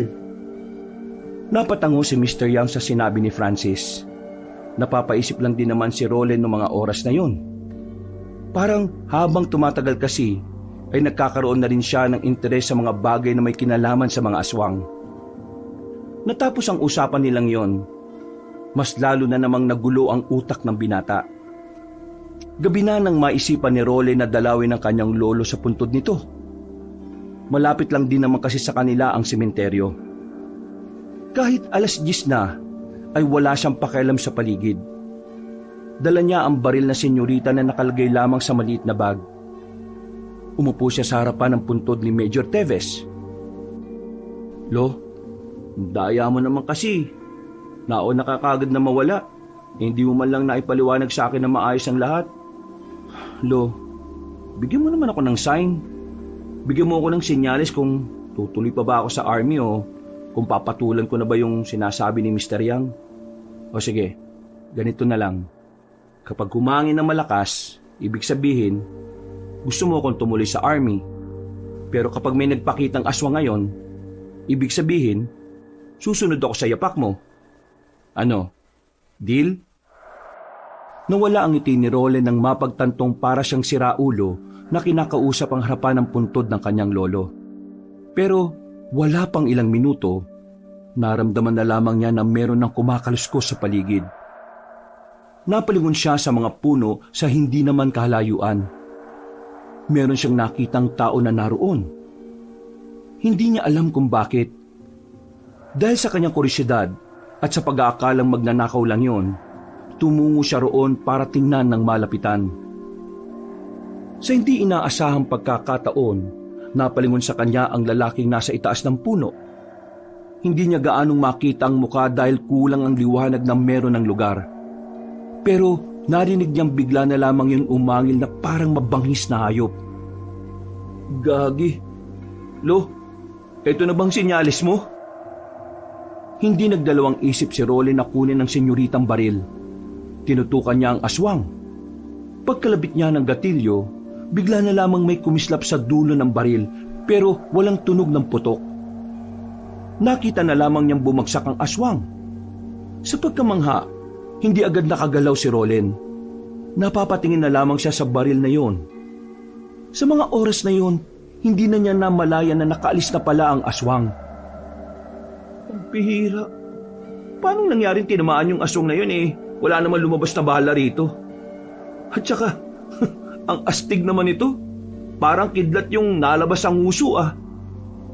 Nagmamadali siyang makaalis doon nang mabahalang baka may iba pang mga aswang na dumating. Agad niyang pinuntahan si Francis sa bahay niya. Mabilis din naman dumating ang kanyang pinsan. Seryoso? Meron kang binaril na aswang gamit yung senyorita? Oo. Hindi rin nga ako makapaniwala na magagawa ko yun eh. Bigla ko na lang naisip na magtiwala sa baril na yun. Kahit na alam kong wala naman talagang bala. Isang malalim na paghinga ang kanyang ginawa. Unti-unti na niyang nabibigyan ng interes ang pagsunod sa yapak ng kanyang lolong na mayapa. Makalipas ang ilang araw, nalalapit na rin ang kanyang pagbabalik sa serbisyo. Wala nang suspensyon na hindi makatarungang ipinataw sa kanila. Pero kahit na ilang araw na lang ay makakabalik na siya ulit, tila naguguluhan naman ang kanyang sarili kung magpapatuloy pa rin siya. Wala na rin naman kasi si Major Teves na siyang naging inspirasyon niya. Isa pa, una pa lang ay hindi naman talaga niya gusto ang pagsusundalo. Ginawa niya lang yon dahil ayaw niyang maging kahihiyan sa kanyang pamilya. At dahil na rin sa iniidolo niya, si Major Teves. Pero nagulat rin si Roland na ganun rin pala ang iniisip ni Erwin. Buddy, sigurado ka na ba sa desisyon mo? Sayang naman yung pinaghirapan mo ng ilang taon kung aayaw ka na. Buddy, parang hindi para sa akin ang pagsusundalo eh. Araw-araw at gabi-gabi akong ginugulo ng mga nangyayari. Para akong nababaliw. Isa pa, saka ko lang napagtanto na ayaw ko pang mamatay. Tsaka, ayaw ko naman talaga nito una pa lang eh. Teka. Akala ko ba gusto mong magsundalo? Ang gulo mo naman. Hindi. Napagtanto ko lang kasi ngayon na hindi pala talaga ako rito masaya. Mas gusto ko palang trabahong ligtas. Yung trabahong siguradong may bukas para sa akin. Dito kasi hindi ko alam eh. Parang palagi na lang nasa delikado buhay natin. Tapos yung nakaraan pa, mga aswang. Yung pa'y nakalaban natin. Tingnan mo naman pre ha. Sinong hindi mabubuang? Pinatay ang mga kasama natin nung unang beses. Tapos, sa pangalawang beses natin punta sa kampo ng mga rebelde, mga aswang naman ang pumatay sa mga kasama natin. Napapailing na lamang ang lalaking si Erwin. Naiintindihan naman ni Roland ang nararamdaman ng kanyang kabady. Dahil sa totoo lang, halos pareho lang din naman kasi sila ng pinagdaraanan. Dahil sa mga sinabi sa kanya ni Erwin, naisipan niyang ituloy na rin talaga ang pag-alis sa serbisyo. Kaya nung hapon din na yon, kasabay niyang nagtungo sa opisina si Erwin. Pinayagan naman silang makapag-resign dahil na rin sa isyo sa mentalidad ng dalawa. Labis kasi talagang nagdulot ng trauma ang mga nangyari sa kagubatan. Nung gabing yon, Malas yata natin ngayon, pre. Walang masak yan eh. Ayos lang yan. Sanay naman ako maglakad eh. Sigurado kang sanay ka maglakad ah. Malayo-layong lalakarin natin, pre. Wala naman problema, no? Nung nag-aaral pa ako, puro lakad lang din naman kasi ang ginagawa ko. Yung baon ko kasi tinitipid ko nun eh. Para lang makapaglaro ng mga video game dito sa bayan. Buti ka pa, nakaranas maglaro ng mga ganyan. Ako kasi, hindi eh. Alam mo naman kung gaano ka-stricto pamilya ko. Bawal ang mga bagay na walang kinalaman sa pagpapayaman at pagpapalakas ng pangalan namin. Maya-maya lang, may sasakyang bumusina ng malakas. Uy! Tarantado yun ah! Nasa gilid na nga tayo, sasagasaan pa tayo. Mga siraulo kasi talaga minsan yung mga driver na yan eh. Akala mo kanila yung daan porque malaki yung sasakyan nila. Ay nako, kung nabubuhay pa si Lolo, yari yan kapag sinumbong ko yan. Ayaw na ayaw pa naman sa mga taong harabas kung magpatakbo. Sandaling natigil ang kanilang pag-uusap nang bigla silang may makitang babae na nakaupo sa gilid. May dala itong isang malaking bag. Narinig nilang parang iiyak na ang babae kaya nag-alala sila. Nilapitan nila ang babae. Nakita nilang tila meron itong iniinda sa paa nito. Miss, anong problema? Anong nangyari sa'yo? Masakit ang paa ko eh. Namumulikat siya kanina pa. Hindi ko alam kung paano siya ibabalik sa dati. Miss, ayos lang ba sa'yo kung tutulungan ka namin? Mahahawakan lang yung paa mo para mawala yung paninigas ng paa mo. Sige, pakiusap. Tulungan niyo ako. Sige miss, kaming bahala. Huwag ka mag-alala. Maalam din kami sa ganito. Mga sundalo kami. Baguhan nga lang. Pero kaka-resign lang rin namin. O sige, ayos lang. Mukha naman kayo mapagkakatiwalaan eh. Hindi na nagsayang ng oras ang dalawang lalaki. Nakikita na kasi nilang parang namumutla na ang babae sa sobrang sakit. Umaakyat na rin kasi ang pulikat nito hanggang hita. Ginawa ng dalawang lalaki ang kanilang makakaya para mawala ang pulikat ng babae. Mga ilang sandali lang ay nakaraos na rin ito. Pawis na pawis ang dalaga ng mga sandaling yon. Si Roland at Erwin naman ay nakahinga na rin ng maayos. Akala kasi nila ay hindi nila maaagapan. Ayan, ayos na. Makakalakad ka na ulit. Miss, saan ka ba nakatira? 9:00 na ng gabi at mag-isa ka lang dito sa daan. Di ka ba natatakot? Natatakot. Kaso wala naman ako magagawa eh. Kailangan ko maglakad. Wala naman kasing masakyan. At isa pa, malapit na rin naman ang tiraan ko dito sa bayan. Nakatira ako sa boundary ng bayan at ng baryo Masinloc. Dadaan ka pa ng gubat? Oo, mas malapit kasi kapag doon ako dumaan eh. Araw-araw mo ba itong ginagawa kapag unauwi ka? Napakadelikado. Babae ka pa naman. Kailangan ko maghanap ng trabaho eh. Kung hindi ako makakahanap ng trabaho, wala kaming kakainin ng lola ko. O sige, ihatid ka na namin pauwi sa inyo. Delikado ang gabi ngayon eh. Tara pre, hatid natin siya. O sige, wala namang problema. Sigurado ba kayo sa sinasabi nyo? Baka nakakaabala ko sa inyo mga sir. Hindi naman. Papauwi na rin kasi kami. At wala na rin naman kaming ibang gagawin eh. Huwag ka na maya.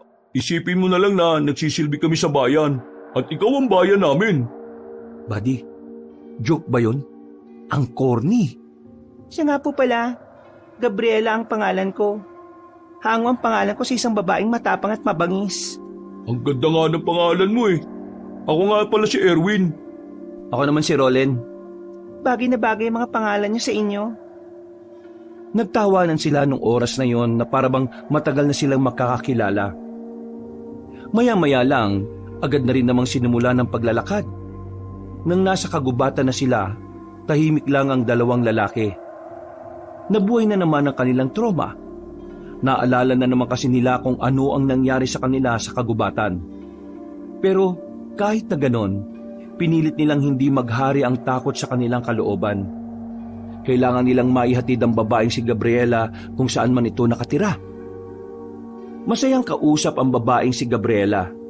Dahilan para kahit papaano ay mabawasan ang pangamba nila. Pakiramdam talaga ng dalawang binata ay matagal na nilang nakilala ang babaeng yon. Magaan kasi ang kalooban nila. Hindi dahil may gusto sila sa babae, hindi dahil sa maganda ito at sexy, kundi dahil pakiramdam nila ay mabuting tao ang babaeng yon. Alam mo, siguradong mabait na apo ka. Kasi kahit alam mong delikado, dumadaan ka pa rin dito para lang makahanap ng trabaho. Sa aming paghihirap kasi, wala kaming choice. Minsan nga, buhay pa namin ng kapalit pero dahil kailangan namin makasalba sa isang araw, sumusugal kami. Naintindihan ka namin. Kaya nga pakiramdam namin, proud na proud sa'yo lola mo eh. Kami na lang ng lola ko magkasama sa buhay. Kaya ayun, lahat ginagawa ko para sa kanya. Sandaling nanahimik ang tatlo. Hindi kalaunan, nakarating na rin sila sa isang bahay na yari na rin sa semento. Pero wala itong ikalawang palapag. Mahabang bahay lang yon. Bahay ito ng dating kakilala ni Lola. Naipamana lang sa amin ang pumanaw na siya. Halika kayo, pumasok kayo. Papakilala ko kayo sa lola ko. Malawak ang bakuran ng bahay. Walang supply ng kuryente pero maliwanag dahil malakas ang mga lampara. Nakakatinginan ng dalawang lalaki. Ang akala kasi nila ay may ibang kapitbahay sila Gabriela. Pero wala. Nasa parte pa rin sila ng kagubatan. At wala silang ibang makitang naroon kundi ang mga nagtataasang mga puno. Lola, nandito na po ako. Ay, siya nga po pala. Kasama ko nga pala sila Erwin at Rolen. Mababait po silang tao. Tinulungan po nila ako nung mamulikat ang paa ko. Tapos, hinatid po nila ako dito para makarating ako ng ligtas. Magandang gabi po sa inyo. Hello po! Nakahiga lang ang matanda sa papag. Nakaharap ito sa dingding. Hindi humaharap sa kanila. Nagkibit-balikat na lamang ang dalawang lalaki.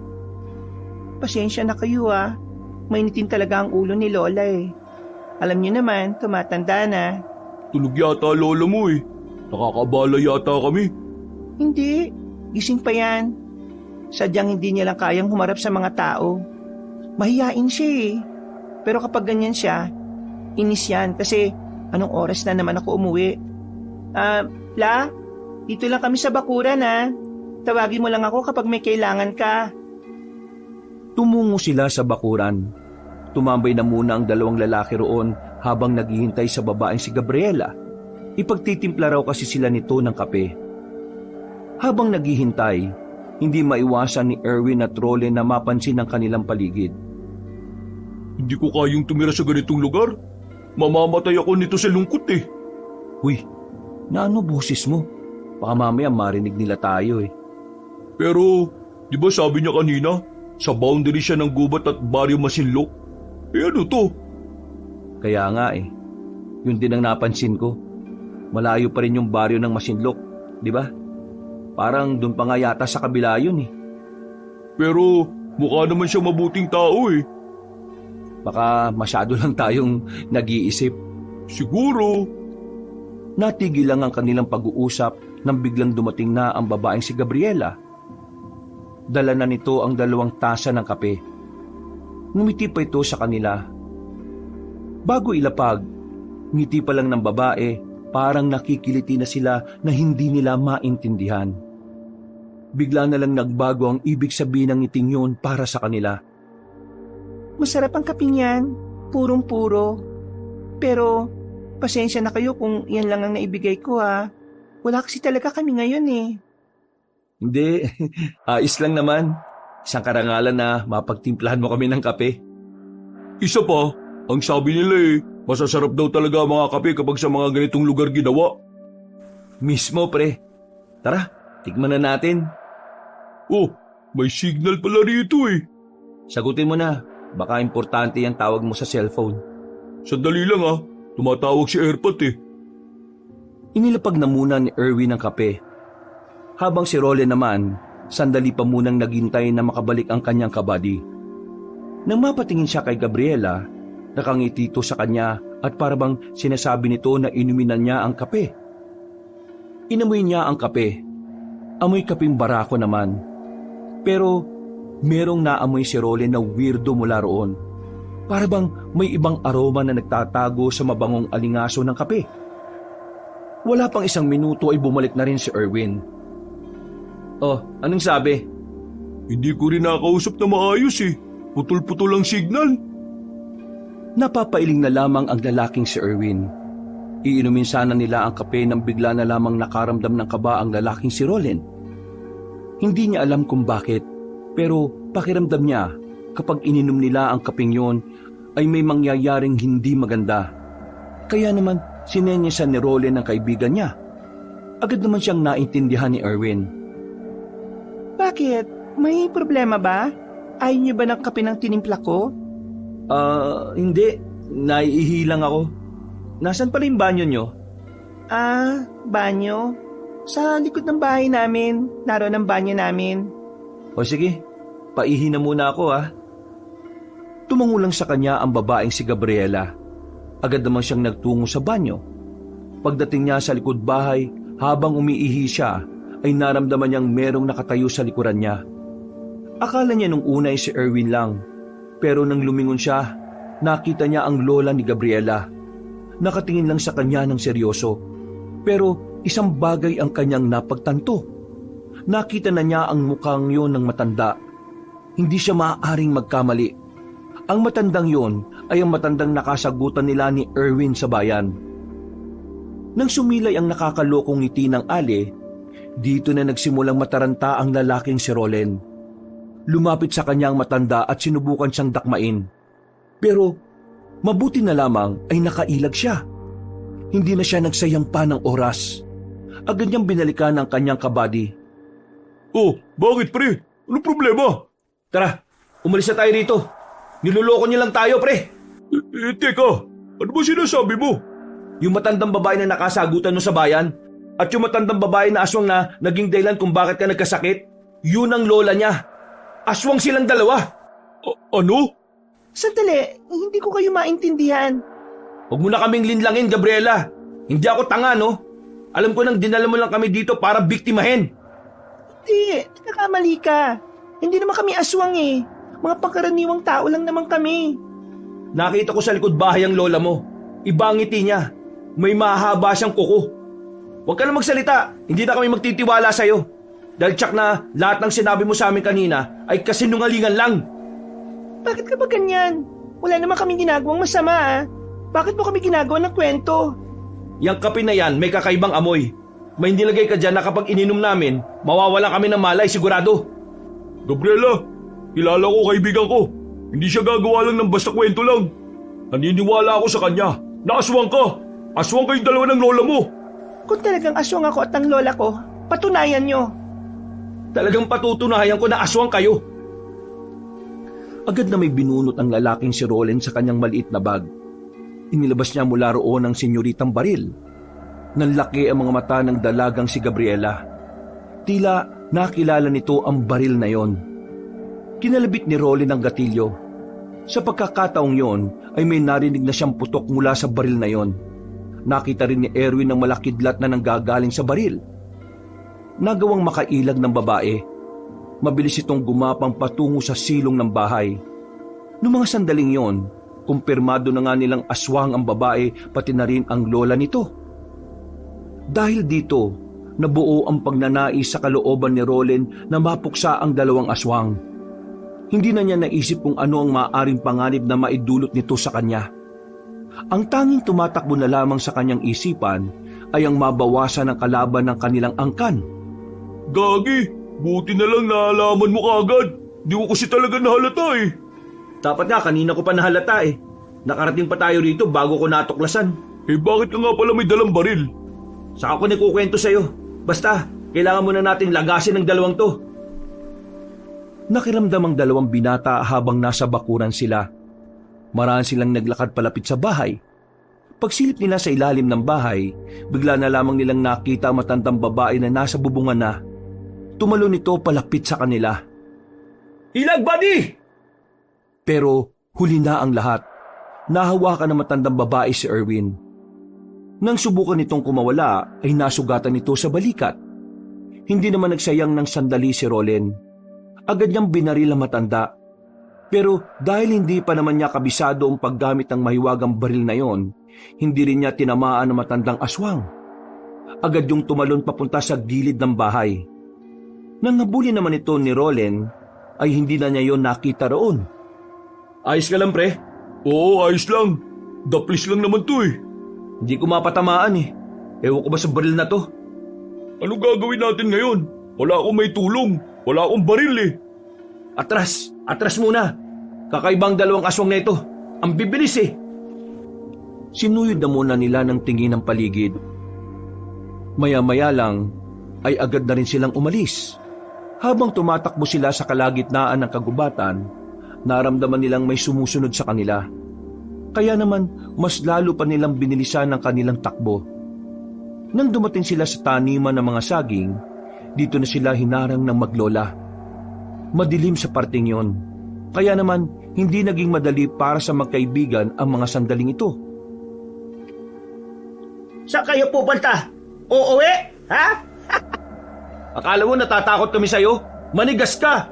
Ang lakas ng lobo porque gamit mo ang senyorita. Pero hindi mo naman maitama. Ibig sabihin lang, hindi naman talaga ikaw ang nagmamay-ari niyan. Hindi ka marunong. Sige, iputok ba? Sa kasamaang palad, hindi na naman tinamaan ng ale. Sa halip, sila pa ang inatake nito. Sa kanilang kaliwa naman, naroon ang babaeng si Gabriela. Nakaiwas sila sa mga yon, pero natumba si Erwin at pumaibabo na sa kanya ang dalaga. Buddy! Wisit na babae ito ah! Pagtingin naman ni Roland sa kanyang harapan ay naroon na ang matandang aswang. Kinalmot siya nito pero sa hindi malamang dahilan nakailag si Roland ng mabilis. Maging ang babaeng aswang din ay nagtaka kung papaano niya yon ginawa. Namangha si Roland sa sarili niya sa mga oras na yon. At nang makita niyang nakapaibabaw si Gabriela sa kanya, hindi na siya nagsayang ng pagkakataon. Habang nararamdaman niya ang kakaibang enerhiya sa kanyang buong pagkatao, binaril niya si Gabriela. At sa pagkakataong ito, tinamaan na niya ang babae sa likod. Hindi pa siya nakontento. Sinundan niya pa ng isa pang putok na naging dahilan naman kung bakit nalagutan agad ng hininga ang babae. Anong ginawa niya sa ka? Buddy! Agad na nilapitan ni Roland ang kanyang kaibigan. Pinagbababaril niya ang matandang ali, pero nagagawa pa rin itong makailag. Nagtago ito kung saan at tinig lamang nito ang naririnig nila. Pagbabayaran niyo ang ginawa niyo sa aking apo. Ikaw lalaki ka. Uubusin ko ang angkan mo. Uubusin namin ang angkan niyong lahat. Hindi kita hayaan na mangyari ang sinasabi mo. Papaslangin ko kayong lahat. Kahit na kailan talaga, kayong mga Tebes ang hadlang sa mga layunin namin. Kayo ang salot sa mga buhay namin. Kayo ang salot. Kaya lumabas ka dyan at tapusin na natin to. Uy, nakakatakot ka na. Parang hindi na ikaw yan ha. Kailangan natin makipagtapangan sa matandang to. Aswang to pre, aswang. Biglang humangin ng malakas. Dahil dito, hindi na nila narinig ang mga kaluskos na ginagawa ng matandang babae. Pagtingin nila sa gilid, bigla na lamang lumitaw roon ang matandang babae. Kinalmot sila nito at tinamaan si Roland sa bandang likuran. Tinulak ni Roland ang kaibigan niya at binaril niya ulit ang aswang. Pero dahil sa kirot na kanyang nararamdaman, hindi na naman niya yun tinamaan. Magkakasunod na putok ng baril ang kanyang pinakawalan, pero tinakasan lang siya ng matandang aswang. Kailangan na natin lisanin ang lugar na ito. Ayos ka lang ba? May galos ka eh. Oo, ayos lang ako. Napatingin silang dalawa sa babaeng si Gabriela. Napabuntong hininga na lang sila. Aminadong nanghihinayang si Roland dahil akala nila matinong tao ang babaeng yon. Agad-agad na rin nilang nilisan ang kagubatan. Mabilis din naman silang nakarating sa kalsada. Maswerte namang may napadaan na sasakyan at nakisabay na rin sila roon. Isinama ni Roland si Erwin sa kanyang bahay. Kinontak niya agad si Francis pati na rin si Mr. Young. Maging ang matandang inchik, hindi rin makapaniwala na nakalaban ni Roland ang isa sa mga mababangis na aswang. Belad na pangalan matanda mabangis na aswang. Siya asawa na pinuro aswang. Hindi ako makapaniwala na ikaw laban sa aswang na mabangis. Ha! Pinahanga mo ko, Loleng. Pero ikaw ingat lagi ha. Kasi yung kalaban mo, delikado, malakas, mabangis, mautak. Nagkataon lang na ikaw dalabalil, senyorita. Hindi siya handa kaya wala siyang gawa sa'yo. Buti, yan lang sugat mo. Asawa siya ng pinuno ng mga aswang? Ibig sabihin, alam din niya parte ako ng angkan namin? Oo, alam niya. Kaya sikolo ikaw kanila kuha. Planado nila lahat. Buti na lang ikaw talino at alam mo, senyorita. Mga siraulong yun. Muntikan pa kami ha. Buti nga napatay ko yung apo niya. Ano yung sabi? Iyong patay ko niya? Oo, napatay ko yung babae. Nasa ibabaw na siya ni Erwin eh. Kaya yun, binaril ko gamit yung senyorita. Nakaw, delikadong buhay mo. Pati na rin buong angkan nyo. Kailangan mo na aral paano gamit ang senyorita maayos. Insan, kailangan mong mag-ingat sa oras na aalis ka. Dahil sa ginawa mo, malamang sa malamang, mas bibilisan na nila yung paggawa ng hakbang para maubos ang angkan natin. Mukhang eto na talaga ang oras para sumunod ka sa yapak ni Lolo. Hindi ko kayo maintindihan. Pero base sa mga sinabi niyo parang matagal yun ang kaaway ang mga aswang ah. Napalunok na lamang ng laway si Rolen. Alam niya na sa mga susunod na araw, maaaring magsimula na ang laban niya kontra sa mga aswang. Nawiwindang na lamang siya sa mga nangyayari. Dahil parang kailan lang ay mga rebelde lamang ang iniintindi niyang makakalaban. Pero sa mga puntong ito, alam niyang higit na roon ang maaari niyang makaharap. Kinabukasan, hindi na nagsayang ng panahon si Rolen. Kahit na hindi pa man gumagaling ang kanyang natamong sugat, siya na mismo ang nakiusap kay Mr. Yang na ituro sa kanya ang lahat ng nalalaman sa paggamit ng senyoritang baril. Marami siyang binasang libro, marami siyang inaral na kasaysayan at pati na rin ang ilang ritual na makakatulong upang maintindihan niya ang diwa ng kapangyarihan ng baril. Hindi na napapansin ni Rolen na lumilipas na pala ang araw. Unti-unti na rin niyang nasasanay ang kanyang sarili. Unti-unti na rin niyang natututunan kung papaano ginagamit ang baril. Talagang puspusan na ang pagpapractice mo, Insan ah.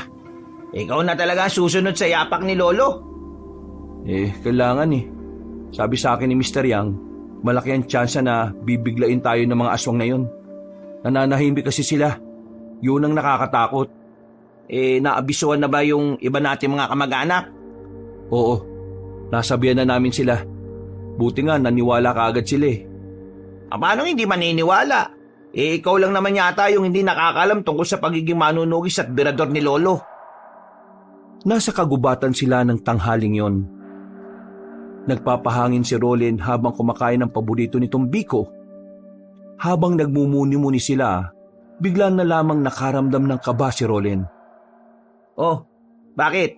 Anong problema? Hindi ko alam eh. Bigla na lang akong kinabahan. Si Mr. Yang ba? Nakausap mo ngayong araw? Kaninang umaga lang. Tinanong niya ako kung kumusta ka na. Puntahan natin si Mr. Yang. Ha? Ngayon na? Oo, hindi ako mapakali. Isinuksok na ni Rolen ang kanyang baril sa tagiliran. Hindi na sila nagsayang ng oras at agad na rin silang tumungo sa kinaroroonan na matandang si Mr. Yang.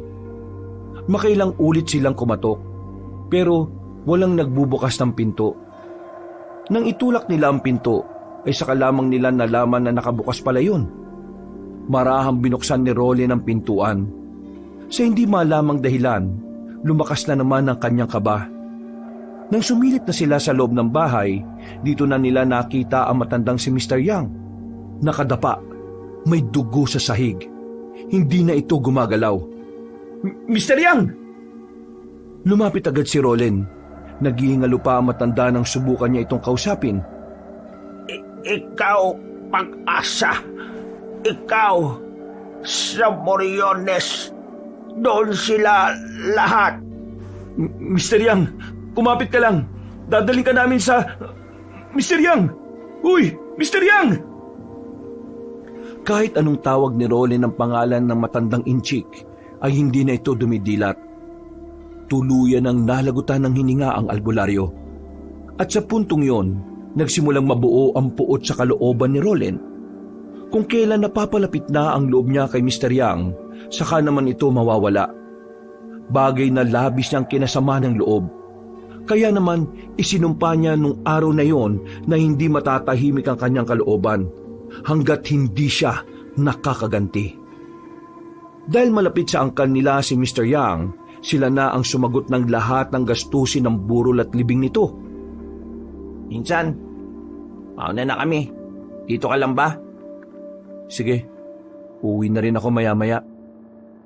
Nakatingin lamang si Roland sa puntod ni Mr. Yang na katabi lang din naman ang puntod ng kanyang lolo. Nagsarado ang kanyang kamao. Hindi niya pa rin matanggap na sa isang iglap na wala ang albularyo na magiging gabay niya sana hanggang sa huli ng kanyang laban. Mr. Yang, Lolo, huwag kayong mag-alala. Ako ang tatapos sa laban na iniwan ninyo. Mas lalong humigpit ang pagkakasarado ng kanyang kamao.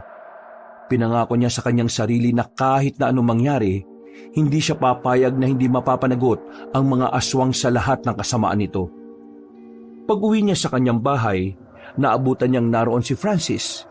Tila alam na nito ang kanyang gagawin. Tumayo si Francis at lumapit sa kanya. Anong gagawin mo? Wala. Anong ibig mo sabihin? Alam ko na pupuntahan mo yung kinaroroonan ng mga aswang eh. Oo, pupuntahan ko yun at uubusin ko silang lahat. Sasama ako, Insan. Hindi pwede. Laban ko to. Laban mo to. Laban to ng angkan natin. Pinsan mo ako. Parte ako ng pamilyang to. Pero ako lang ang may responsibilidad na tapusin ang laban na to sa mga aswang. Hindi ka kasali rito. Ayaw kitang madamay. Gustuin mo man o hindi, damay ako dito. Kasi magkadugo tayo. At tayo magkakadugo ang punteriya ng mga aswang na yun. Isama mo na ako, Insan. Ito na lang yung tamang pagkakataon para mapatunayan ko sa mga magulang ko na meron din akong ambag sa angkan natin. Diba hindi ko kaya magsundalo? Kahit man lang sa ganitong pamamaraan, magawa ko man lang. Huminga ng malalim si Roland. Mukhang hindi na niya mapipigilan pa ang binata. Kaya naman, hinayaan na lang din niya ito. O sige na, maganda ka na. Ngayon na kagad? Oo, wala tayong sasayanging oras. Ngayong alam ko na kung nasan sila matatagpuan, ako na mismo pupunta sa kanila. Sige, sama niyo na rin ako. Sabay na napalingon na magpinsan sa pintuan. Nakita nila roon si Erwin. Itim ang lahat ng suot nito at meron na ring dalang armas. Narinig kita kahapon kanina, buddy. Kaya naisip ko na maganda na rin dahil gusto kitang tulungan. Buddy, labas ka rito.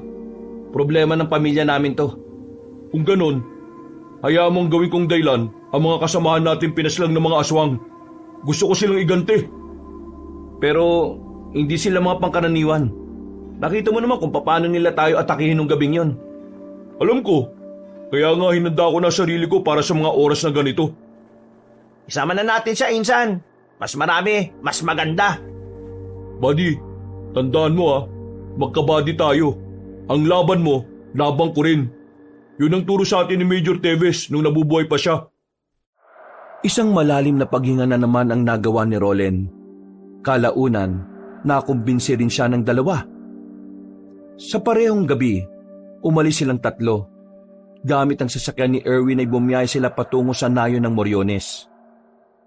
Ang lugar na kilala sa bentahan ng lambanog sa kanilang lugar. Pero lingid sa kanilang kaalaman na meron palang nagtatagong mga aswang doon. Astig nitong sasakyan mo, Erwin. Ang ganda.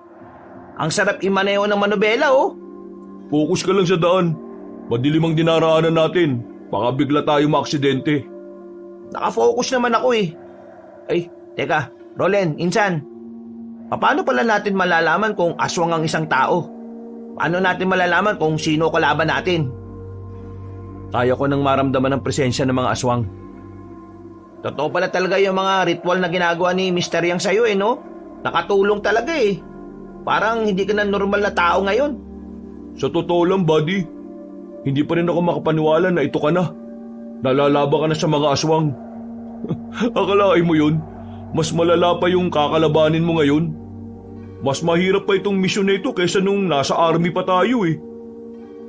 Hindi ko rin inaasahan na ako ang susunod sa yapak ni Lolo eh. Yung mga nangyari sa buhay natin ngayon, yun ang naging senyales na maging ganito ako. Kaya mamaya, ihandaan niyo ang sarili ninyo. Ikaw Francis, marunong ka ba talagang humawak ng baril? Kahit na hindi ako nagsundalo, marunong naman ako. Nag-aral din naman ako niyan eh. Kaya wala kayong dapat na ipag-alala sa akin. O sige, sabi mo yan eh. Namayan niyang katahimikan sa loob ng sasakyan. Tahimik lamang sila habang tinatahak ang biyahe. Si Rolin, wala siyang ibang iniisip kundi ang mga mangyayari. Alam niya sa kanyang sarili na handang-handa naman siya. Pero kahit na ganon, hindi niya pa rin maiwasang hindi mabahala. Hindi niya minamaliit ang kakayahan ng mga aswang, kaya kahit na may kakayahan siyang pumaslang, hindi pa rin siya nagiging kampante. Tumigil ang sasakyan sa gilid ng kalsada. Nagtaka naman sila nang marinig na parang may kumalabog sa makina. Erwin, may problema yata ang makina ng sasakyan mo eh oh. Mukhang pinipigilan ka talagang sumama. Iwan na lang natin tong sasakyan. Malapit na rin naman to sa Moriones eh. Ha? Sigurado ka? Oo, luma na rin kasi yung sasakyan na to eh. Balikan na lang natin to bukas. Kung ganun eh, tara na. Iniwan nila ang sasakyan sa gilid. Sinimulan na rin nila ang paglalakad. Dumaan lang sila sa gilid ng medyo may kadiliman. Iniiwasan kasi nilang may makakita sa kanila dahil baka paghinalaan sila ng mga rebelde. Mahabang baril kasi ang dala ni Francis at Erwin. Kung sakali mang dumating tayo sa puntong kailangan nyo ng mamili, piliin nyo lang palagi ang sarili nyong kaligtasan ha. Hindi pwedeng mamatay tayong lahat. Kailangan may makaligtas. Mas maganda kung lahat tayo ay makakabalik ng buhay. Napatangon na lamang ang dalawang lalaki. Habang papalapit sila ng papalapit, nakakaramdam na rin ng kaba si Rolen. Hindi nagtagal, natanaw na rin nila ang kabilang nayon. Maliwanag at mukhang masigla ang lugar na yon. Sa unang tingin, iisipin na tila pangkaraniwang lugar lamang yon. Pero sa malayo pa lang, nararamdaman na ni Rolen ang mga presensya ng mga aswang. Ihandaan niyo mga sarili ninyo. Papasok na tayo sa lugar nila. Buddy, kilala mo ba yung pinakapinuno nila? Oo, sinabi na sa akin ni Mr. Yang yon. Kung sino yung mararamdaman kong pinakamalakas, yun na yon. Nagmamadali silang makalapit sa nayon ng Moriones. Dumaan muna sila sa gilid para walang makaalam ng kanilang gagawin. Nung oras na yon, isa sa problema nila ay kung paano nila hahanapin ang kinaroroonan ng pinuno ng mga aswang.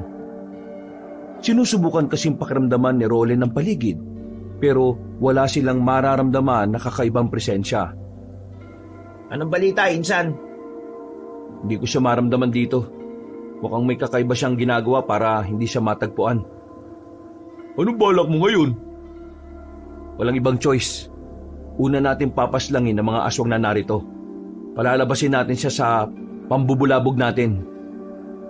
Mukhang peligroso yung iniisip mo, Insan. Pero sige, palag-palag na yan. Nakikita niyo ba yung kumpulan na yon? Lahat yan aswang. Pagbilang ko ng 3, lalabas tayo. Raratratin natin kaagad ang mga yan. Sigurado ko ba mga aswang yan? Baka mamaya mga tao lang pala yan. Nako, maging kriminal pa tayo. Kung wala kang tiwala sa pakiramdam ko, mabuti pa umuwi ka na lang. Francis, sa aming mga sundalo, kailangan mong pagkatiwalaan na sinasabi na mas nakakaalam. Yung kasi ang magiging gabay natin. Okay, sige na. 1, 2, 3. Naunang lumabas sa pinagtataguan ng lalaking si Rolen. Gamit ang senyoritang baril, pinaputukan niya ang mga aswang na nasa gilid, habang ang dalawa naman ay niratrat ang mga nasa tindahan. Nagpulasan ang mga aswang. Si Rolen naman ay nauna nang lumapit. Isa-isa niyang pinagpapapaslang ang mga aswang. Kada tatamaan niya ay bulagta agad at unti-unting naaagnas. Yun ang epekto ng mahiwagang baril na may mutya ng pangil ng kidlat. Wala tayong ititira! Uubusin natin ang lahat ng yan! Francis, kaya pa ba? Oo naman oh, ang saya nga eh. Para mga natatarantang pusa ang mga aswang habang pilit na iniiwasan ng mga balang pinakakawalan nila. Sa mga unang minuto, marami-rami na rin silang napaslang. Marami na ang nakabulagtang aswang sa daan. Mararamdaman ang galit ng mga nilalang sa kung papaano umangil ang mga yon. Sandaling natigil ang putukan nang wala na silang nakikitang aswang sa paligid. Pero nararamdaman pa rin ni Rolly ang presensya ng mga yon. Batid niyang nagtatago lamang ang mga aswang sa kung saan. Ilabas niyo pinuno ninyo! Ubusin namin kayo lahat, sige kayo! Walang tumutugon sa kanila, pero mga ilang sandali lang, nakarinig na si Rolly ng mahinang palakpak. Pagtingin nila sa gilid, nakita ni Rolly na matandang si Miranda, ang babaeng hindi niya nagawang paslangin nang takasan siya nito. Ang lakas din naman ang loob niyong dumayo sa mismong balwarte namin. Ito ba ang pamamaraan mo ng pagsasayang ng buhay? Ilang beses na pinaputukan ni Rolly na matandang babae pero hindi niya ito matamaan. Tumatawa-tawa pa ang matanda sa kanya. Tila minamaliit lang ang kanyang kakayahan sa pag-asinta. Buddy, insan, kayo nang bahala sa iba. Ako na munang bahala sa matandang to. Sige, dito na muna kami. Halika na, Francis! Tumungo sa kabilang direksyon ng dalawang binata, habang naiwan naman si Rolly sa harap na matandang babae. Nakatayo ang ali sa itaas ng bubungan. Tila hindi na yon nababahala pa sa hawak-hawak niyang baril. Kupasta ang baril na yan, iho! Ilang henerasyon nyo na ang gumamit niyan.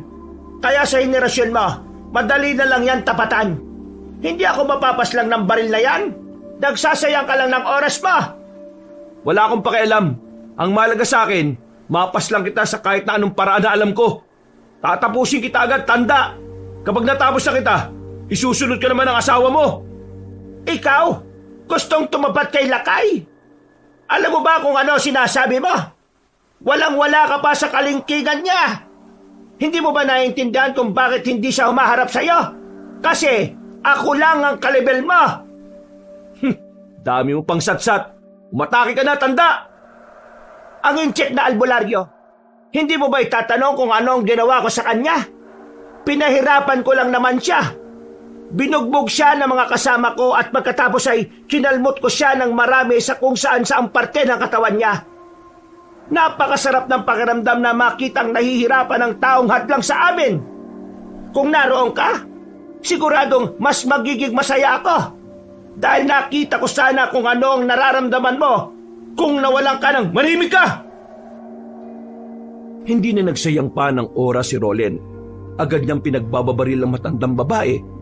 Pero kagaya pa rin ng kanina, hindi niya pa rin ito matamaan. Masyadong mabilis sa matanda. Nakakadagdag hirap pa para sa kanya ang mga kabahayan na minsan pinagtataguan din ng ali.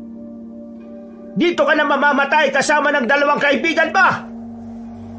Maya-maya lang, naramdaman na lamang ni Rolly na nasa likuran na niya ang ali. Huli na ng tangkain niyang makailag. Tinamaan na siya nito ng mahaba nitong kuko. Mahabang pagkakakalmot sa kanya. Kaya naman tila napatigil siya sandali. Dumistansya siya sa matanda. Anong problema?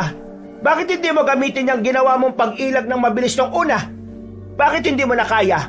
Kasi hindi naman talaga ikaw ang karapat-dapat na humarap sa aming mga aswang.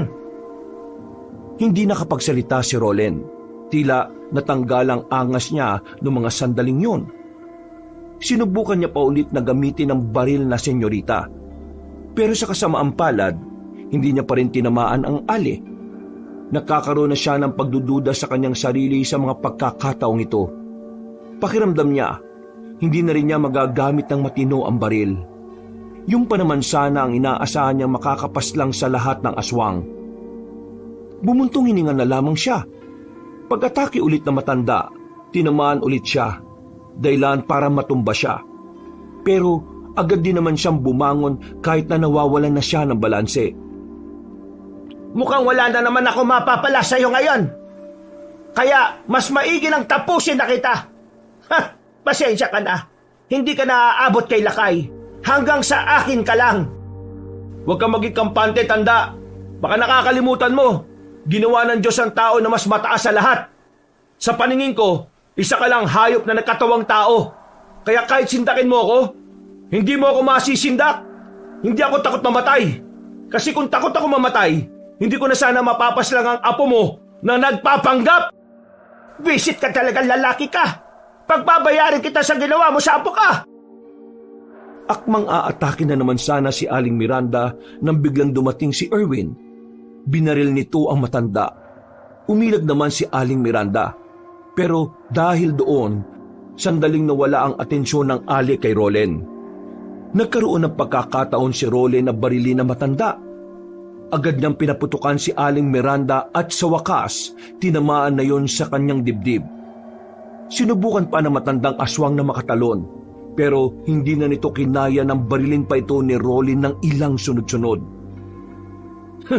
Dami mo kasing dinadaldal eh. O ayan, nauna ka tuloy. Nakatingin sa kanya ang matandang babae. Tila may gusto itong sabihin na hindi na rin naituloy. Wala pang isang minuto, unti-unti na rin itong naging abo. Marami pa ron. Tara, respondihan natin si Francis. Nagmamadali silang nagtungo sa kinaroroonan ng kanyang pinsan. Saktong dating nila dahil malapit-lapit na ring mawalan ng bala si Francis. Akala ko iniwan niyo na ako eh. Pwede ba naman yun? Niratrat nila ng niratrat ang mga aswang na patalon-talon sa mga bahay at puno. Sa mga puntong ito ay unti-unti na rin nilang nalalagas ang bilang ng kanilang mga kalaban. Maya-maya pa, tumigil na ang putukan nang wala nang nagpapakita sa kanilang aswang. Ihanda niyo sarili niyo. Nandito na siya. Sinong siya? Ang pinuno ng mga aswang. Ang tinatawag nilang lakay. Naririnig ni Rolen ang mabibigat na yabag ng isang nilalang. Noong mga sandaling yon, bigla na lang din siyang nakaramdam ng kaba. Tila nagwawala ang kanyang dibdib. Hindi niya mapigilan. Kakaiba ang dulot ng presensya ng aswang na nararamdaman niya. Tingnan niyo yun oh! Pagtingin nila sa kaliwang banda, nakita nila ang matandang lalaki na naroon. Naglalakad ito ng kalmado. Para bang walang nangyayaring gulo. Nang makalapit na ito sa kanila, ay saka lamang ito huminto ng paglalakad. Hindi naman nagsayang na pagkakataon si Rolen. Agad niyang pinagbababaril ang matandang lalaki. Tinatag niya yon ng bala sa dibdib. Pero sa kasamaang palad, hindi man lang yun tinablan. Bumaon lang ang bala sa katawan ni Lakay pero wala namang nangyari. Gagi, hindi tumatalab sa kanyang senyorita. Alam mo ba kung bakit hanggang ngayon ay nabubuhay pa rin ako? Isa lang ang kasagutan. Yun ay dahil hindi naman ako napaslang ng mga pinuno ninyo. Kaya isang malaking kalokohan niyang baril pa rin na yan ang gusto mong gamitin laban sa akin. Hindi kaya nasabihan na mas nakatatanda sa'yo na matagal ko nang inaral ang baril na yan. At ngayon, hindi na ako mamamatay ng dahil lang dyan. Anong klaseng nilalang ka? Isa pa rin naman akong aswang. Pero hindi ako kagaya ng mga aswang na inaakala mo. Kaya kung umaasa ka na may maiuwi kayong tagumpay, nagkakamali kayo. Sa sobrang bilis sa matandang lalaki, hindi nila namalaya na inago na pala kay Erwin at Francis ang hawak-hawak nitong baril. Tanging ang baril na senyorita lamang ang hindi nahawakan ni Lakay. Sinubukan ni Francis at Erwin na labanan ng mano-mano ang matanda. Ang kaso nga lang, binalibag lang sila nito sa gilid. Hindi kayo ang gusto kong makalaban. Mga bida-bida kayo! Lumunok ng laway si Rolen. Kinakabahan na siya sa mga sandaling yon. Hindi niya alam kung papaano niya tatalunin ang kalaban niya, gayong hindi naman ito tinatabla ng armas na kanyang inaasahan. Kung ako sa'yo, lumuhod ka na lang sa harapan ko at magmakaawa para sa buhay mo. Baka sakaling magbago pang isipan ko. Mas pipiliin ko pang mamatay na lang kaysa lumuhod sa harapan ng isang nilalang na kahit kailan hindi ko magugusto ang bigyang pugay. Muling pinagbababaril ni Rolen si Lakay. Kahit na hindi naman nauubos ang bala niya, ay wala pa rin yung talab. Tinatawanan lang siya nito at tila ginagawang laro-laro lamang nito ang laban nila. Maya-maya pa, bigla na lang din niyang naramdaman ang kamao ni Lakay sa kanyang tiyan. Sa lakas ng suntok ay namilipit sa sakit ang binata. Napahiga agad siya at hindi makagalaw. Pahihirapan kita ngayon hanggang sa mapagtanto mo na mas mainam lang lumuhod ka kesa mabugbog. Pinagsisisipa siya ni Lakay sa kung saan-saan. Bawat tadyak sa kanya ay ramdam niya ang bigat ng mga paa nito. Sa mga oras na ito, himala na lamang ang inaasahan ni Rolen. Hindi na kasi niya alam kung ano ang gagawin. Pakiramdam niya, yun na ang huling sandali ng kanyang buhay. Pasuko na sana siya sa mga sandaling yon pero meron siyang naramdaman habang hawak pa rin niya ang senyoritang baril. Nakakatuwang makita na ang inaasahang magliligtas sa inyong angkan ay naririto. Nasa harapan ko at hindi makagalaw. Mahinang nilalang. Huwag ka na muna magdiwang. Ngayon naiintindihan ko na. Naiintindihan ng ano? Ano ba pinagsasabi mo? Naiintindihan ko na kung ano ang tunay na kapangyarihan ng senyorita. Ha? Ginamit ni Rolen ang natitira niyang lakas para kunin ulit ang baril na senyorita. Paghawak niya nito, malakas na liwanag ang sumilaw sa kanilang lahat. Ang liwanag na iyon ay nanggaling sa mismong baril. Tumagal ng halos 30 segundo ang liwanag. Nang mawala na ito, nakita na lamang ni Lakay na nakatayo na ulit si Rolen. Meron itong hawak-hawak na espada na parang hugis kidlat. Teka! Paano nangyari yan? Sa wakas, nailabas ko na rin ang tunay na kapangyarihan. Magagamit ko na rin ang tuluyan ng tunay na kapangyarihan ng mutya ng pangil ng kidlat. Hindi ko alam kung ano ang nangyayari. Pero tatapatan kita! Agad na nagbago ang anyo ni Lakay. Naging halimaw na ito. Pero sa puntong ito ay wala nang nararamdaman kahit na anong pangamba ang binata. Agad-agad na rin itong lumapit doon. Umatake si Rolen. Pagagupit niya ng hawak na espada, naglabas ito ng malakas na kuryente. Para itong kidlat na kumikislap. Tinamaan niya si Lakay sa katawan. Nalapnos kagad ito na naging dahilan para mas lalo itong magalit. Walang iya ka! Nagmamadaling makalapit sa kanya si Lakay. Pero sa kasamaang palad, hindi naman yun nagtagumpay na makatama kay Rolen. Ibang level na ang galaw ng binata sa mga oras na ito. Hindi na ito normal. At parang kalkulado na rin ni Rolen ang kilos ng kanyang kalaban. Ganun kabilis nagbago ang ihip ng hangin para sa laban na yon. Oh, bakit? Nagtataka ka ba? Nababahala ka na ba sa ngayon? Kahit na dihado, hindi pa rin nagpatinag ang aswang na si Lakay. Ginamit na nito ang kakaiba nitong lakas. Ibang level na rin ang bilis ni Lakay. Pero kahit na ganon, nagagawa pa rin itong tapatan ni Rolen. Sa katunayan, tila si Rolen naman ang naglalaro. Parang minamani-mani lamang ito ang pag-ilag kay Lakay. Bagay na ikinainsulto naman na matandang lalaki. Kaya mas lalo lang itong naggalit sa kanya. Bakit? Bakit hindi kita matamaan? Ako ang pinakamalakas rito! Ako! Tanggapin mo na ang katotohanan na kanina ka lang malakas. Malakas ka lang kapag mahina kalaban mo. Tapos na panahon mo, tanda. Hindi mo na kaya ang henerasyon na ito. Hindi yan totoo! Tumalo na matandang lalaki sa likuran ni Rolen. Nakalmot siya nito sa likuran pero wala siyang maramdaman. Hindi yung tumalab sa kanya. Nang makabuelo siya ng umatake, hiniwa niya ang kanyang kalaban. Tinamaan naman ng matandang si Lakay sa kamay. Naputol ang dalawang daliri nito. Lapnos din ang kamay nito na parabang literal na nakidlatan. Buwisit! Tapusin na natin ang laban na to. Ano akala mo sa akin? Magpapatalo na lang ng ganito? Bigla na lamang lumapit si Lakay kay Francis na kababangon lang. Akmang itatarak na sana ni Lakay ang mahaba nitong kuko pero bigla na lamang nakalapit din agad si Rolen. Tinaga niya ng espada si Lakay. Nang makadistansya ito, agad niyang sinundan ng isa pa. Hindi pa nakontento si Rolen, itinarak niya ang espada sa tiyan ni Lakay. Dahilan para mapatras na yon at mapasandal na lamang sa bahay. Hindi! Hindi ito pwede! Ito na ang katapusan mo ng pamamayagpag mo bilang pinuno ng masasamang nilalang. Kailangan mo nang tanggapin na hanggang dito ka na lamang. Itinaas na ni Rolen ang kanyang espada. Merong tumamang malakas na kidlat sa espadang yon. Pagkatapos, agad na itinarak ni Rolen ang espada sa kaliwang dibdib ni Lakay. Nung mga sandaling yon, tuluyan na ngang natalo ang pinuno ng mga aswang. Ang galing mo! Saan galing yung espadang yan? Ito ang tunay na anyo ng senyorita.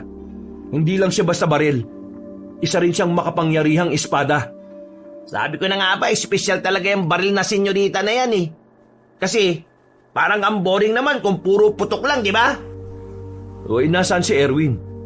Doon siya binalibag eh. Ay! Tulungan niyo ako makatayo rito! Ang sakit ng balakang ko! Agad naman nilang nilapitan ng lalaking si Erwin. Umiinda-inda pa ito ng sakit nang maibangon na nila ito. Bago nila nilisan ang lugar na yon, siniguro na muna nilang wala nang matitirang mga aswang. Kaya naman, pinagpapapas lang lahat ni Rolen ang mangilan-ngilan pang aswang na naroon. Pagkatapos, naglakad na rin sila palabas ng lugar na yon. Para silang nasa pelikula na slow motion. Ang paglalakad na may pausok pa sa gilid. Makalipas ang ilang araw, payapa na rin ang kaisipan ni Rolen. Wala na siyang iniisip pa na aswang. Ang tanging iniisip na lamang niya sa oras na yon ay kung magbabalik pa siya sa serbisyo bilang sundalo. Buddy, pasensya ka na kung naabala kita ng ganito kaaga ha. Pero gusto ko lang sana kitang tanungin eh. Babalik ka ba sa pagsusundalo? Napabuntong hininga si Rolen habang hawak-hawak nito ang isang tasa ng kape. Ilang araw na rin kasi niyang pinag-iisipan ng bagay na yon. Hindi naman kita minamadali ha. Pag-isipan mo lang na maigi. Ako kasi, babalik ako eh. Kasi gusto kong patunayan sa sarili ko na talagang kaya ko. Isa pa, wala naman ako naging problema sa serbisyo ko eh. Sadyang nasuspindi lang tayo dahil siraulo yung mga nakakataas sa atin. Uy, naano nga yung boses mo? Baka mamaya may makarinig ng sinasabi mo eh. Eh, totoo naman eh. Siraulo mga mas nakakataas sa atin eh. Sana nga sa Maynila ako madestino. Wasak ang sistema rito sa atin eh. Baka bumalik din ako. Ha? Sigurado ka ba? Baka naman nabibigla ka lang. Babalik talaga ako. Gusto kong sundan ang yapak ni Lolo. Hindi lang sa pakikipaglaban sa mga aswang ha, pati na rin sa pagsiservisyo sa bayan. Eh paano yung tungkulin mo bilang tagapagtanggol ng angkan ninyo? Hindi ko pa rin naman yung pababayaan. Ngayong wala na ang mga aswang, oras naman para ipagtanggol ko ang bayan. Hanip, kaya hindi talaga ako nagkamali na ikaw ang kinaibigan ko eh. Ay, siya nga pala. Mamayang gabi, may salo-salo rito sa bahay. Punta ka ha. Naku, kakaya naman. Hindi naman ako parte ng pamilya niyo eh. Hindi bagay sa'yo mahiya, no? Pumunta ka. Kapag hindi ka pumunta, ipapasundo kita kay Francis. Natawa na lamang si Erwin sa kanya. Tinapik siya nito sa balikat at sandaling nag-akbayan. Samantala, pagdating ng hapon, tumungo naman si Rolen sa sementeryo para dalawin si Major Teves at si Mr. Yang. Kasama niya si Francis habang nakaharap sila sa puntod. Lolo, Mr. Yang, nandito na ako. Nagbalik ako dala ang tagumpay natin laban sa mga aswang. Kung nasaan man kayo ngayon, sana masaya kayo sa nagawa namin. Sana proud kayo sa akin. Lo, sayang wala ka na no. Nakita mo sana kung gaano kahusay si Rolen sa pakikipaglaban. Idol ko na tong pinsan ko na to ngayon. Siya ang gagawin kong bida sa ginagawa kong libro. Ikaw talaga. Masyado mo naman pinalalaki ulo ko eh. Di, totoo naman insan eh. Ang astig mo talaga. Nag-akbayan na lamang ang dalawa habang kinakausap ang puntod ng dalawang matanda. Masaya si Rolen kahit wala na ang dalawang matandang naging mahalaga sa kanya. At sa bagong kabanata ng kanyang buhay, susubukan naman niyang tularan ng kanyang lolo sa pagiging mabuti at epektibong alagad ng bayan. Wakas,